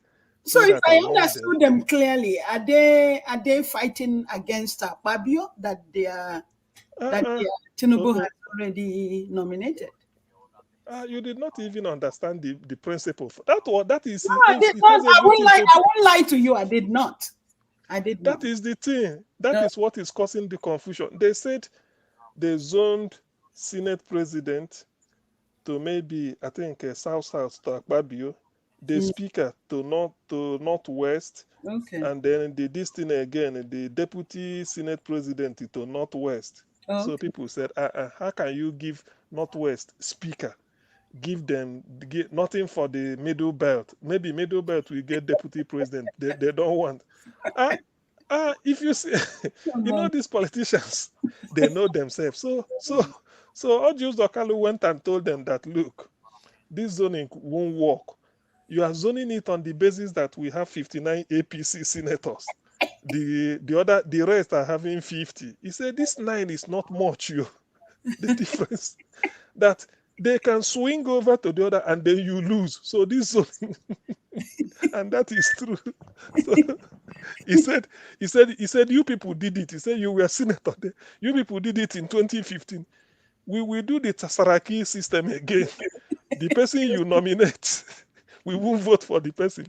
We will, all these things. So that is how it is being. But I'm glad if P2B comes in, Do you know why? It is not that this thing, but forget about. I know there will be politics is going to be played, but when you see that the leader is not interested and he has the support of the masses, in terms of the fact that they found him not to be credible, he's not kowtowing to all this thing.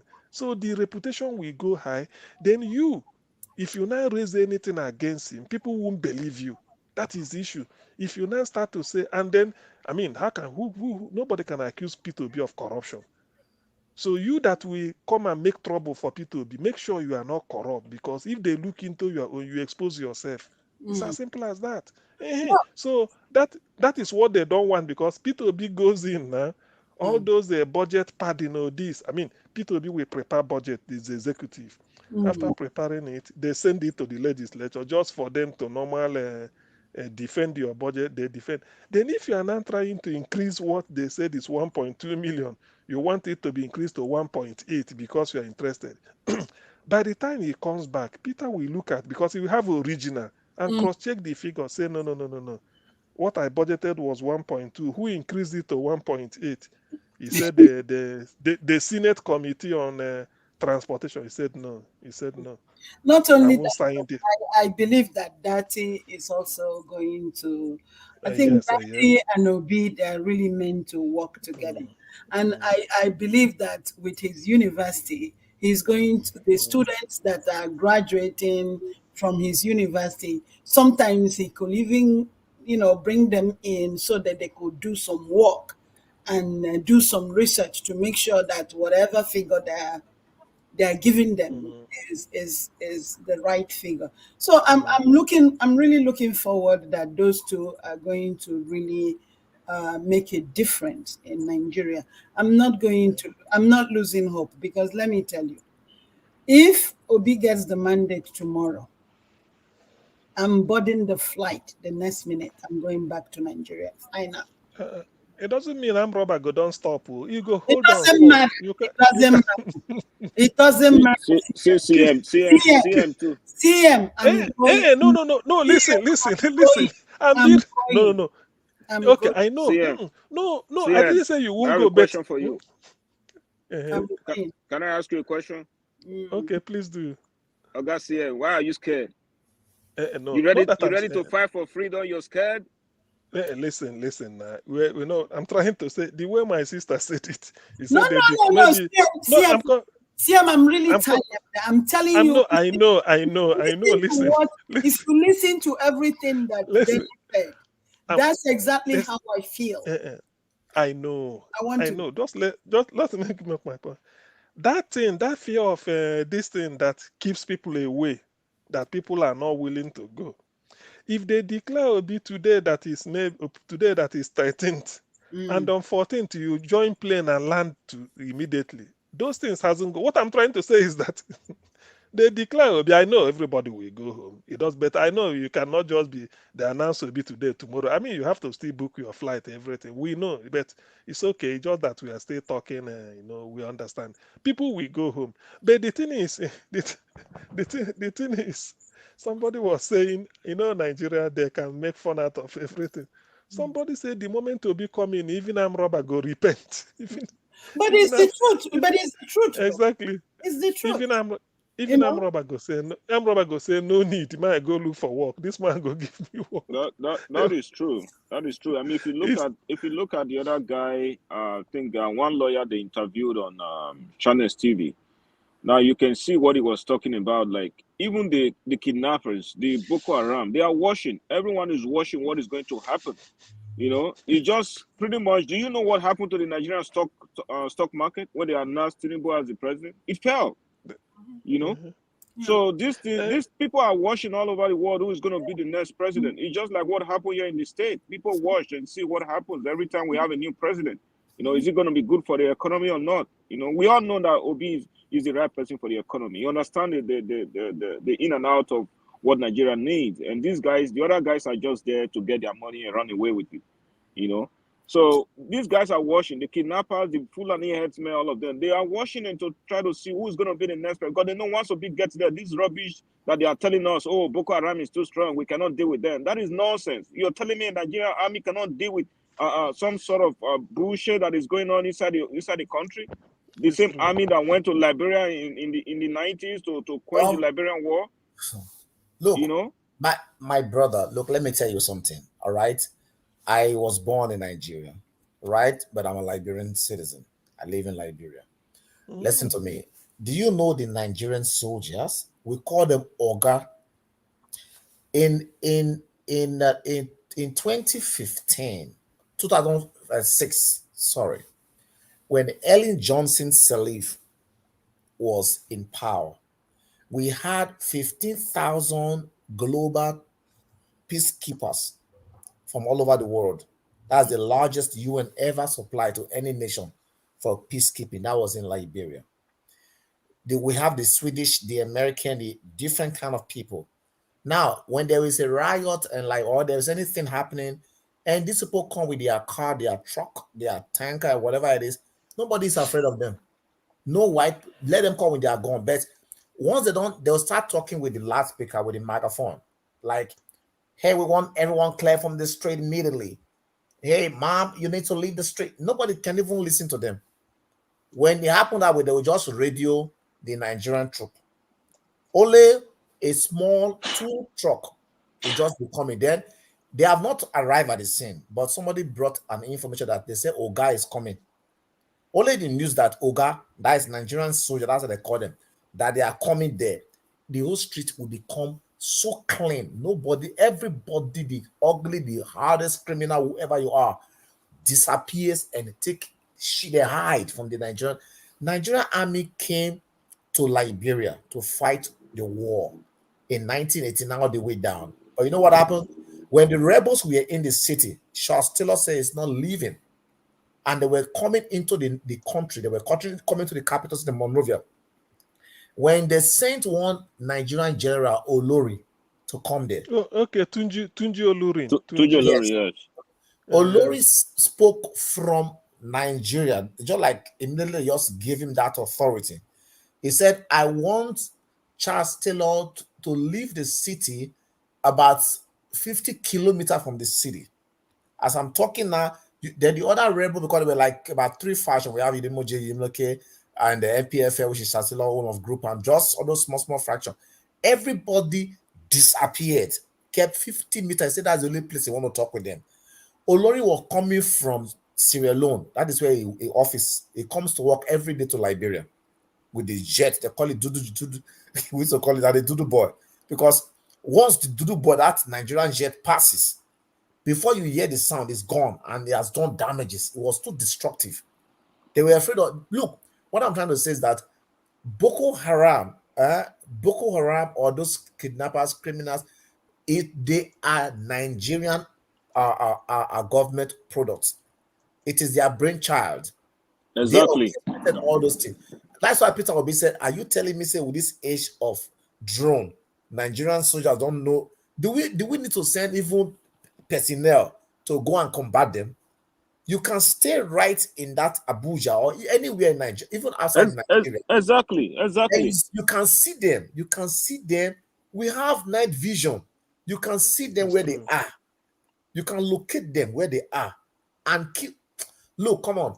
These people are doing, number one, they have a way of repaying themselves. These people brought these people to come and do evil against Jonathan, and then it couldn't work. Jonathan disappointed them by giving up and saying, I'm leaving. These guys could not go back. Where are they going to go? They left their job. They've been in that Sambisa forest for many, many months, taking training, getting equipped for Jonathan to make the government difficult, because Buhari made a threat that it will make governance to be impossible if he does not win. Those threats were making because Boko Haram was already in the forest. These guys have left all they were doing, the cattle rearing, all the stuff they were doing. Now they are already in arm. How would they go back after they've left? People have taken their spot, so they have to remain in the forest. So they cannot fight them like an enemy. It's part of them. It's their brainchild. So they negotiate. They talk with them. That is how it's been going. When Tinubu enters, they will have to still give them some time. They will look for how to pay them back. And some of them have tasted huge amount of money in just a snap of the finger. Millions. They collect millions, ransom. They collect. They are not used to going back and make like $20 or $50 in a week. Mm-hmm. No way. No way, bro. It's going to be hard. The only person that can fight them blood to blood is somebody who is neutral, who will never Who is catch, neutral? and that is Exactly. Peter Obi.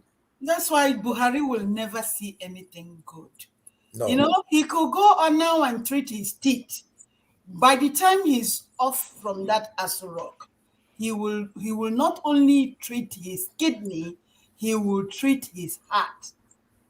You know, I pray that one of these days, one of those nurses in that country that he goes to, they will hang the wrong IV on him.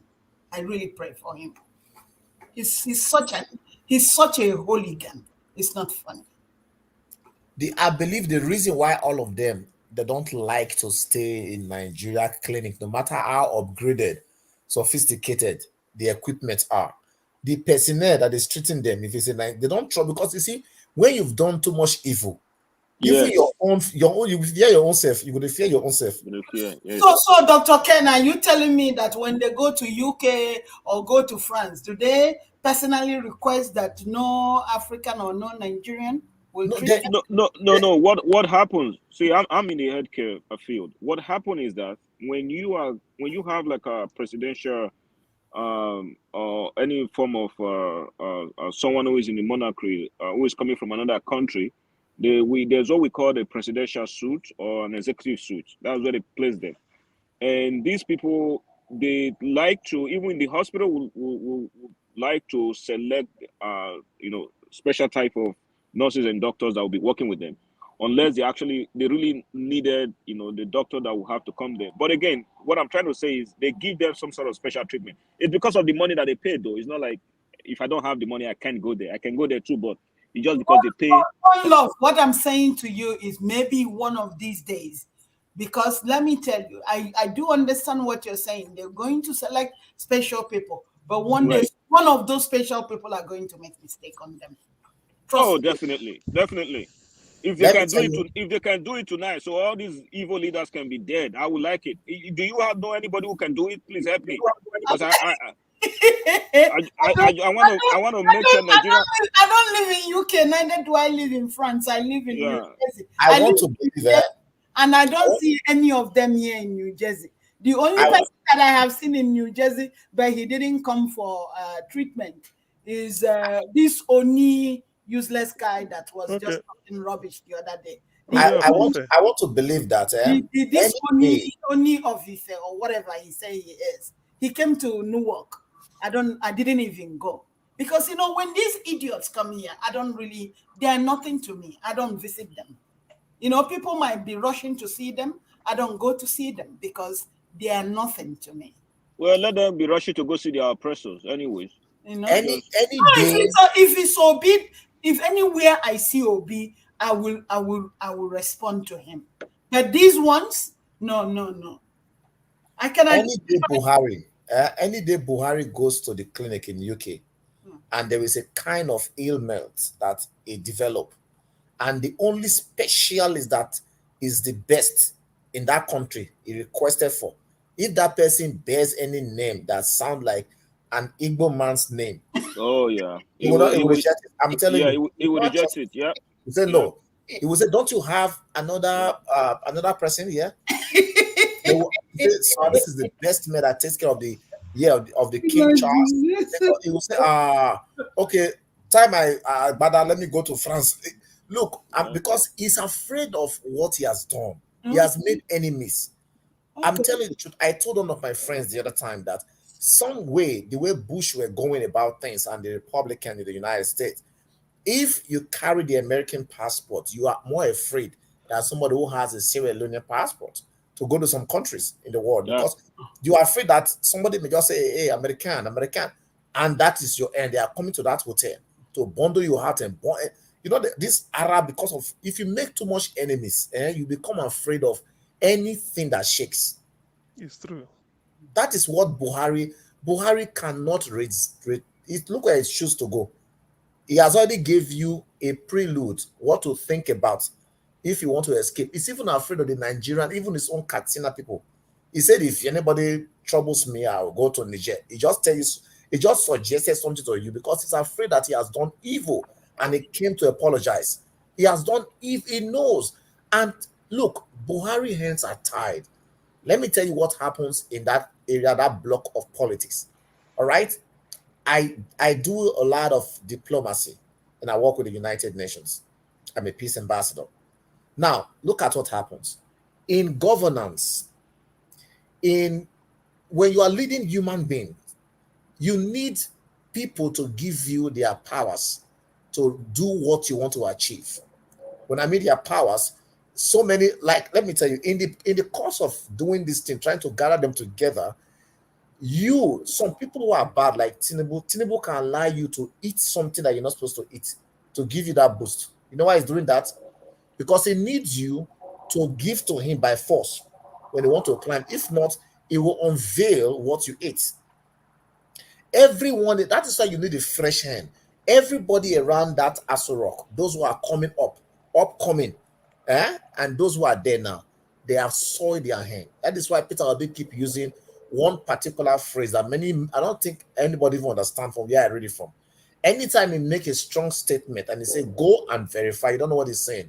He's telling you that I was in the system. I did not eat anybody's child, like the witches will say, to become this powerful. I did not do the wrong. So most of them have soiled their hand. Tomorrow, if Ganduje want to be president and Buhari demand that he must do this thing for, if not, tell me what he knows. He will think of the dollar that he covered him with. He will think of the money he took, the bribe, and he covered. So because of that, he will subdue himself.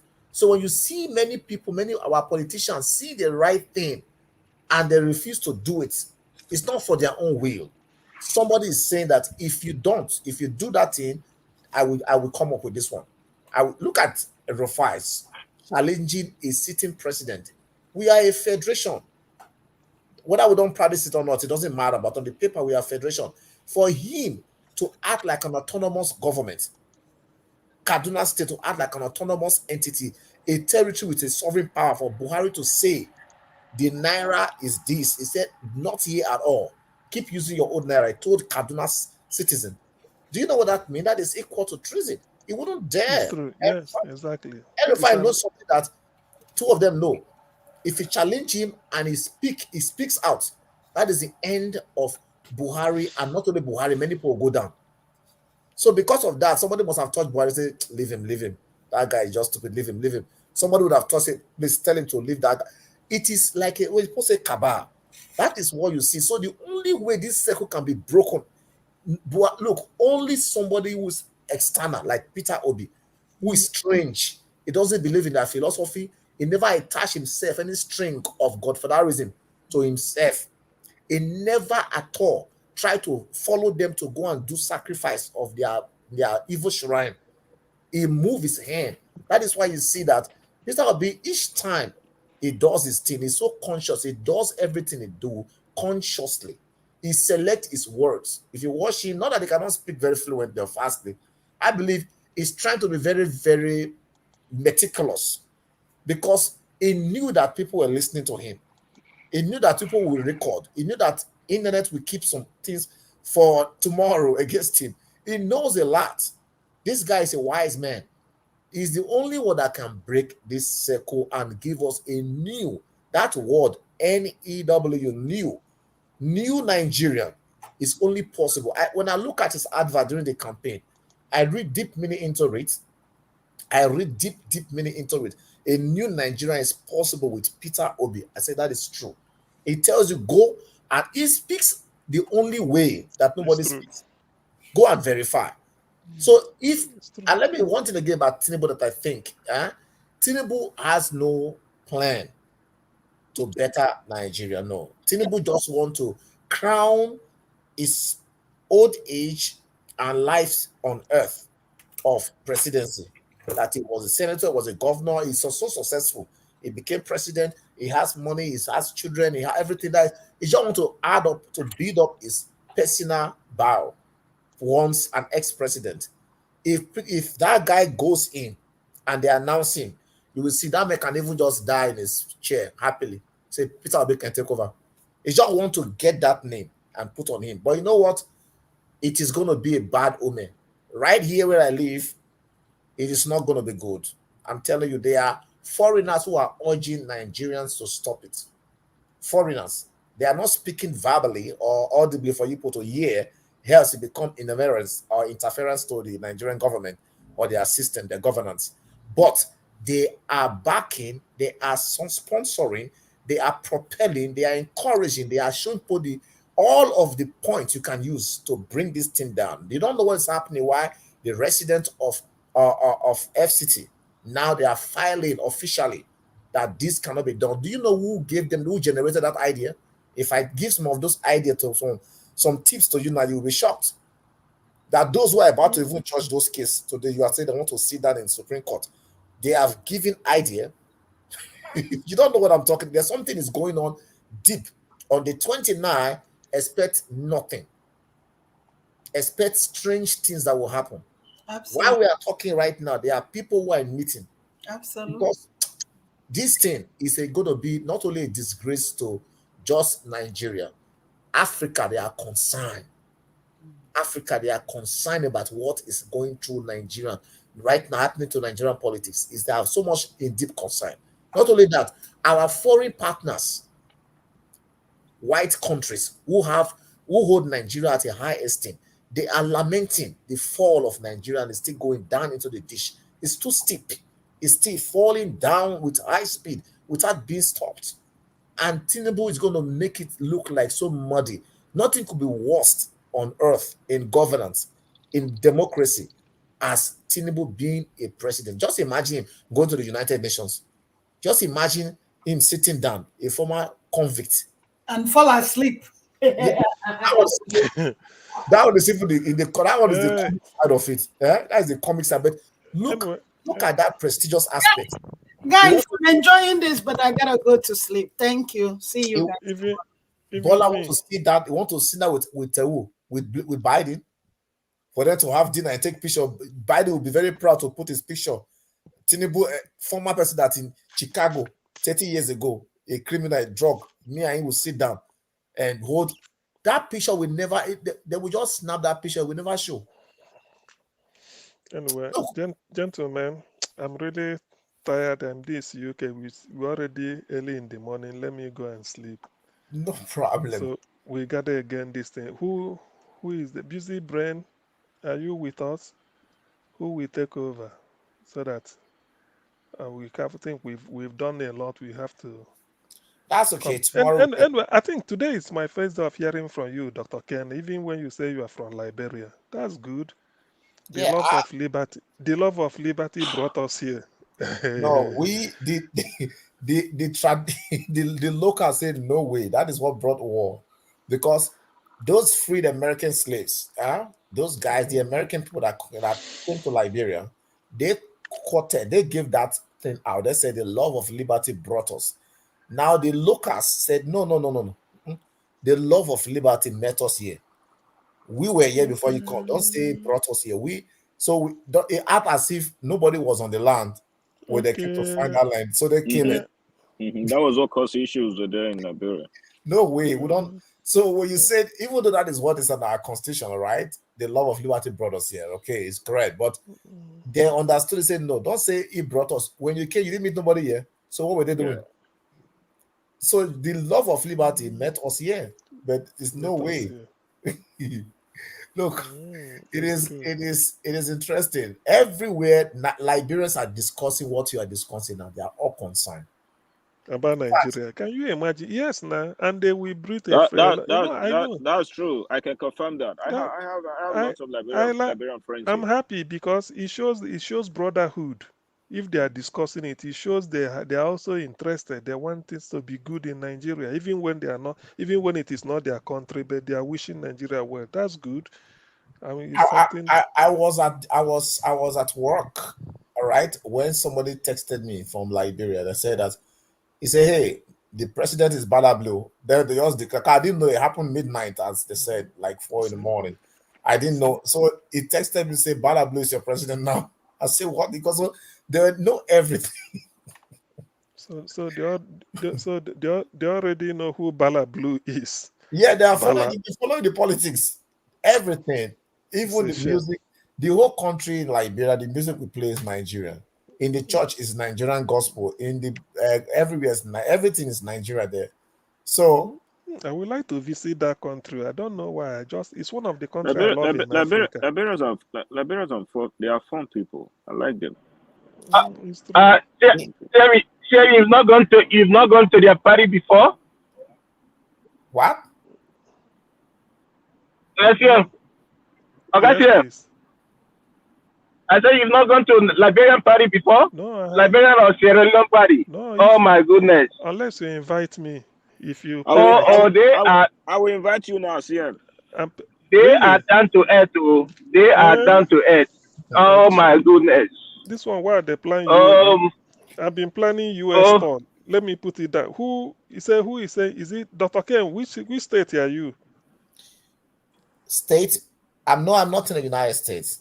Oh, okay. Who is okay? Oh, you are in Liberia. No, I'm in Canada. Oh, you are in Canada. Yeah. That's too cold now. Why it's too high? They survived the wind. Should be they saying at 11 months winter. Is it? No, but right now in spring already. We are almost into summer. Last few days ago, I've been dressing regular, yeah.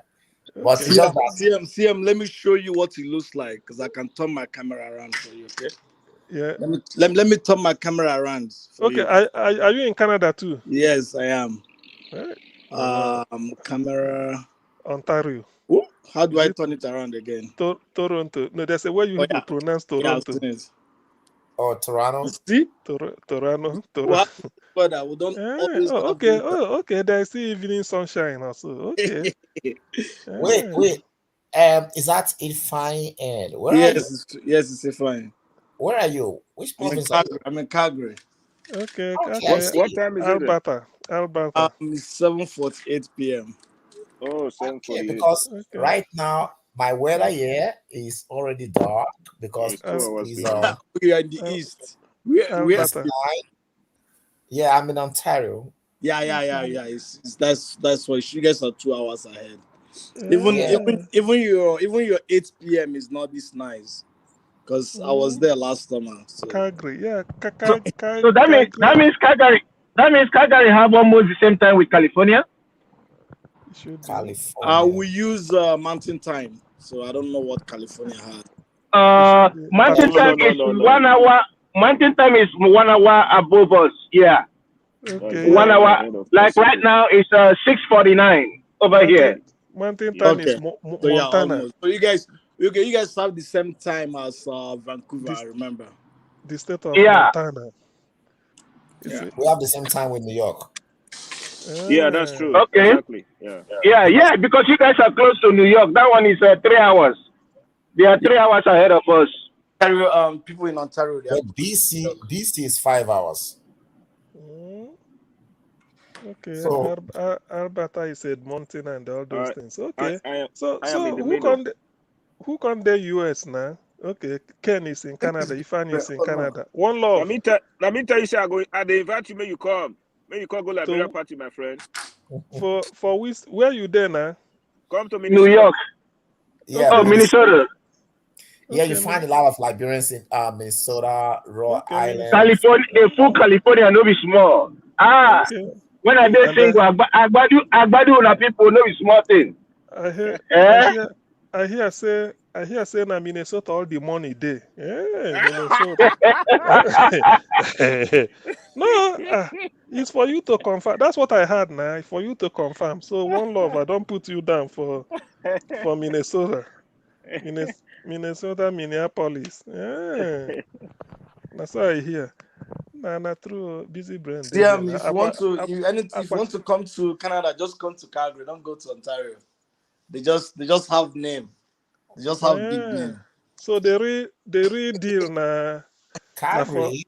I've not been to Calgary, but I don't know. Is that I think Alberta is so cold, right?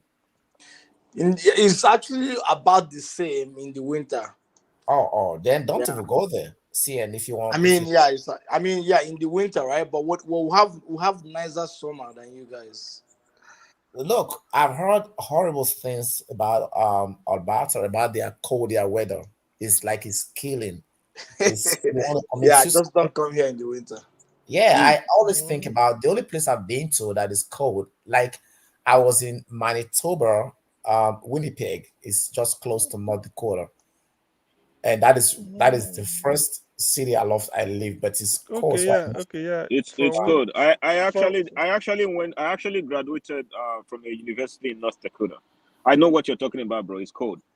yeah, and June is still cold. Yeah. Even in your room. Where? So I said, no way. So I moved to Ontario. I moved to Brampton. Brampton was really cold because it's a new city, just developed a few years ago. So I moved to Toronto. So Toronto seemed to be like warm because we have a lot of human being here. So, but it's too noisy. Yeah? Like what is Toronto it? What? have too many human being like New York, and you have that is how you find every kind of human being. And all So kinds of crime. Yes, so I moved. I just moved March. I moved to Niagara. I moved to Welland. So it's like 40 Niagara is beautiful. I was there July last year. Yes, we have many American people that comes here. So I'm 40 minutes away from Buffalo. Oh wow. Okay, Wow. okay, But I'm in okay. Kingston. I'm in Kingston, working in Kingston. So I live in a hotel here for like 6 months, and I'm 20 minutes away from New York State. That's Oh, a nice. where are you? I'm in Kingston. Oh, Kingston. Okay. What of Kingston. How far is Kingston to let's say Ottawa? Ottawa. It should be Yeah. like 2 hours or 2 hour and 2 hours, okay. Yeah. Because I know I was in Cornwall. I was in Cornwall last year, and from there to some part of New York are just like few hours, like 2 hours. They literally have New York boundary there. There's Yes, a 20 place, minutes. Missioga. Okay, Missioga is Then next to. if you go to Sarnia, I worked in Sarnia before where you have Petrolia. It's actually like a stone throw because there is a bridge, there is a river, like you can swim across and go to the United States. Okay, You can swim to Niagara. Canada. Okay. So you can talk to your friend actually like across the other side, you can shout. Like the way you on mark and shout and say, hey, CN, what's up? They say, hey, yeah. If you come to the edge, okay, there's like it's like a barricade, and then you can just put your hand across, and there's a beautiful bridge that people trucks can drive across. So Detroit and Sarnia, they have a boundary like very close, like I mean very close. You can see each other, like literally looking at each other and talking. Detroit. I thought it's Detroit and Windsor. Is it not? There are more than 100 border with the United States in Canada. Yeah. So there's a 118 or so. Yeah. There are some of them, they are not even guided. I don't know. But so people who just get out of the United States, they just jump and pass it and come. Yeah. So Yeah. which means, because not all Windsor is next to Ontario. That's the river. New Jersey also got border with is that Quebec? I think it should be Quebec. I used to drive to Vancouver almost like every day when I was living in Washington State. New Jersey. You said New Jersey? Yeah, New Jersey has. Yeah, have a border. There's a lot of bound. Yeah, okay, CM, okay, Ken, and then okay, John. Good night, guys. I know you never reach our night. You never reach our night, but we get basketball with the Lakers. So I'm just gonna get to leave you guys. Los Angeles Lakers. Hey, yeah. Warriors versus Magic Warriors Johnson. versus Lakers is do or die. So Are you a Warrior? Yeah, I'm a Warrior. Always a Warrior, of course. Well, you know tonight is gonna be you guys' last game because we are taking. Please, that was a fluke. Mona come this time around now. We'll give it to you guys. We are giving that water today. But now when we injure, that won't happen. That time you guys had Leonard, but this time around you guys can't do anything anymore. Okay, You man. We'll know. see tomorrow. Akwachi, All right. Good night, guys. All right, bro. Akwachi, which city plays for Warrior? Warrior plays in what city? He's gone. They're playing in LA today. Ellen, yeah, we are home today. Okay, LA. Okay, Yeah. Lakers is LA and then Warriors is LA too. Warriors is San Francisco. Okay, Yeah, the they Bay moved to San Area. Francisco, yeah, last The year, Bay Yeah. Area. Mm-hmm. San Yeah. Francisco. San All right, Francisco guys. Warriors. My tune in. Okay. Cool. Okay. Thank you. All right. Good night. Man, Yeah, enjoy on like US. California wise, different kind of names. Yeah, some of the names makes me Yes, laugh, sir. like Busy Brains. There's some other names I saw some of the time, and then I read at the names and I laugh. Like, why is this guy? Who is this guy behind his name? Like, Give us our mandate. yes, give us our mandate. You're right. And there are some like, yeah, what was that other guy's name? There's one that said, there's one name at the time. I think some guys always change their name, like LOP, and some other names. They are so like very, very hilarious. But I like those names too. Uh, but in the whole thing, there's a lady that that was advising us. I'm not even panicking about this whole thing because even the judges, they live in Nigeria. They listen to all these platform programs. They know what happened. Some of them went to vote and they saw what happened in their terrain, their units, They heard first-handedly. Let me say something here. If, for example, I witness somebody slapping you, somebody oppressing you in my presence, but I'm not a complainant. I am just a judge that will listen to that case. Don't you know that I have a perception already? I have perceived the case before you come to my court, even though I'm not in any party, but I'm telling you. In other words, the judges are the witnesses too. They are also witness. They know, but they will not. Yeah, they are not supposed to come out and say, "No, I was there." So they tend to lay on one side in a way, but they will do it very, very technically. So they know some things and they know how to believe some things, even though it comes to a dark spot where it look like it's very hard, to split, to say what is inside there. They will just, from their perception, earlier perception, they want witness. They will use it to evade that. It would have been business as usual if not for the amount of popularity Pressure. that the whole thing is getting, the pressure and the the attention that the whole thing is getting. If not, it would have been business as usual for them, even for the judges. But now I'm looking at the whole thing. I'm thinking, like, what could they possibly do in that court? What kind of decision could come out? Because whatever decision they take, we already know if they are being biased or not. Because this case is kind of, it already determined itself. We just needed, to just like make it official to walk over. It's supposed to be a walkover for me. I think that 25% issue can be determined easily because we already have that written out in the constitution. All they have to do is just look at it and look at the past cases that were determined based on that section of the constitution. I don't think that should take time. I think by now we should already know from the court what they are talking about in terms of that 25%. We all know what happened. It's just that we all feel that because the court has to say something. If the court want to go in the way of country's interest, and without no string of interest attached to any of the parties that the complainants, if they are just say do justice to make these things easy and straight, just like we saw the UK court did, they are going to start from the most easiest that can solve the whole issue in a moment of hours, starting from 25%, starting from Shettiman's double nomination. This, and once they fail at any of this point, they don't need to go to counting River State. No, exactly. Once that fails, that is all. They don't use. You see the white what they do here. Once they find out that, okay, let me say you put in an application or something else, and they found out that you lie at the beginning, that could jeopardize your whole clean side. 99 that is clean, they will not look at that anymore. They look at that with a double mind. Like, you lied at the beginning. Oh, Yeah. they said no, which means all of that ones are like maybe lies. It's That like is Do the you just do do you do it's you like know this? it's like the exam we used to write in those days. They said there is the theory essay question, you have to pass it, and then there is the multiple choice or objective, you have to pass it.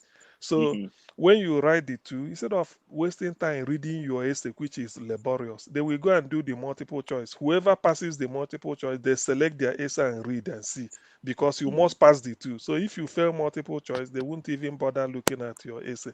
it They will saves just time. do yeah, it saves time. When they look at it, Right. maybe if you apply 50, it's 17 past their multiple choice, or maybe 22. They just go and select the answer of those 22 and then read. If whoever passes it, then they put it and pass. I'm sure the That's all. judiciary want to redeem their image. They know where They they have should. made They have blunders. to. Exactly. They Imo should. They They State, They have don't have to. option. the At this Imo point, they State, have Transparency. to. Don't even have option. It's What other true. option do they have? Like this is if they do anything otherwise, it will seem a broad day robbery, and people are not going to take it. It's The true. issue of 25%, if you remember, Buhari versus Obasanjo. Buhari argued that Obasanjo did not win Abuja, but the court struck that argument down that because Obasanjo got 25% in Abuja, he doesn't need to win the state, but he It has to get doesn't need to. 25%. Yeah, it's yeah. true. Once Wow. It's it has true. been set, once precedent has been set, And eh? it's only P2B by INEC reckoning that had 25%. Others didn't. Look, P2B, because P2B had 70 or so in Abuja. So the rest of the party, none of them could get if the 25%. if the judiciary allow live coverage, it would the pressure on them would be so heavy that they will confess the truth. They will not only say the truth, they will confess the truth. Yeah, because you can't the camera it looks like the eyes of the world. You look at the eyes of the world, you want to bend it like this, you want to twist all Exactly. It's true. Anyway, gentlemen, let me go and sleep. Oh, tomorrow we meet okay, again. Thank you. okay. You people can carry on. Okay, Please. guys, have a good Okay, night. CM, yeah. Let me go share up my team. Okay, thank you. The All guy right. from Minnesota. Thank you. It's always hard for me to find my way into the panel each time they are having that sections like in the afternoon. So I just Always use a 6 p.m. Nigerian time. I think it's the same time. Just always check 6 p.m. I don't know the time that is. Okay, just say 6 p.m. UK time. UK time. What is it right now For in UK? This is 10:03. this is 3:03 a.m. We are in the next day. Man, you guys are trying though. So you are 5 hours, 6 hours different from us, right? probably. Okay, you say it's 10. Yeah, 10 plus 2. No, it's 5 hours. 10, 12. 5 hours. 5 hours. 3:04 now. And you are 4 and you are 10:04, isn't it? You said Yeah, 10:04. Yeah. 10:04, 11:04, 12:04, 1, 2, 3. So 5 hours. Okay, so you guys are ahead of us. 5 hours ahead. We are now on Saturday, 3 a.m. So it was around this time they declared Tinubu winner. Hey, Dr. Ken, let me go and sleep. Good night. Thank you. Okay, CN, talk to you again. Talk to you. Bye bye. Okay. Bye bye. Bye. Yeah. Bye, Fanny. Thank you. I guess that will be it. Everybody's leaving.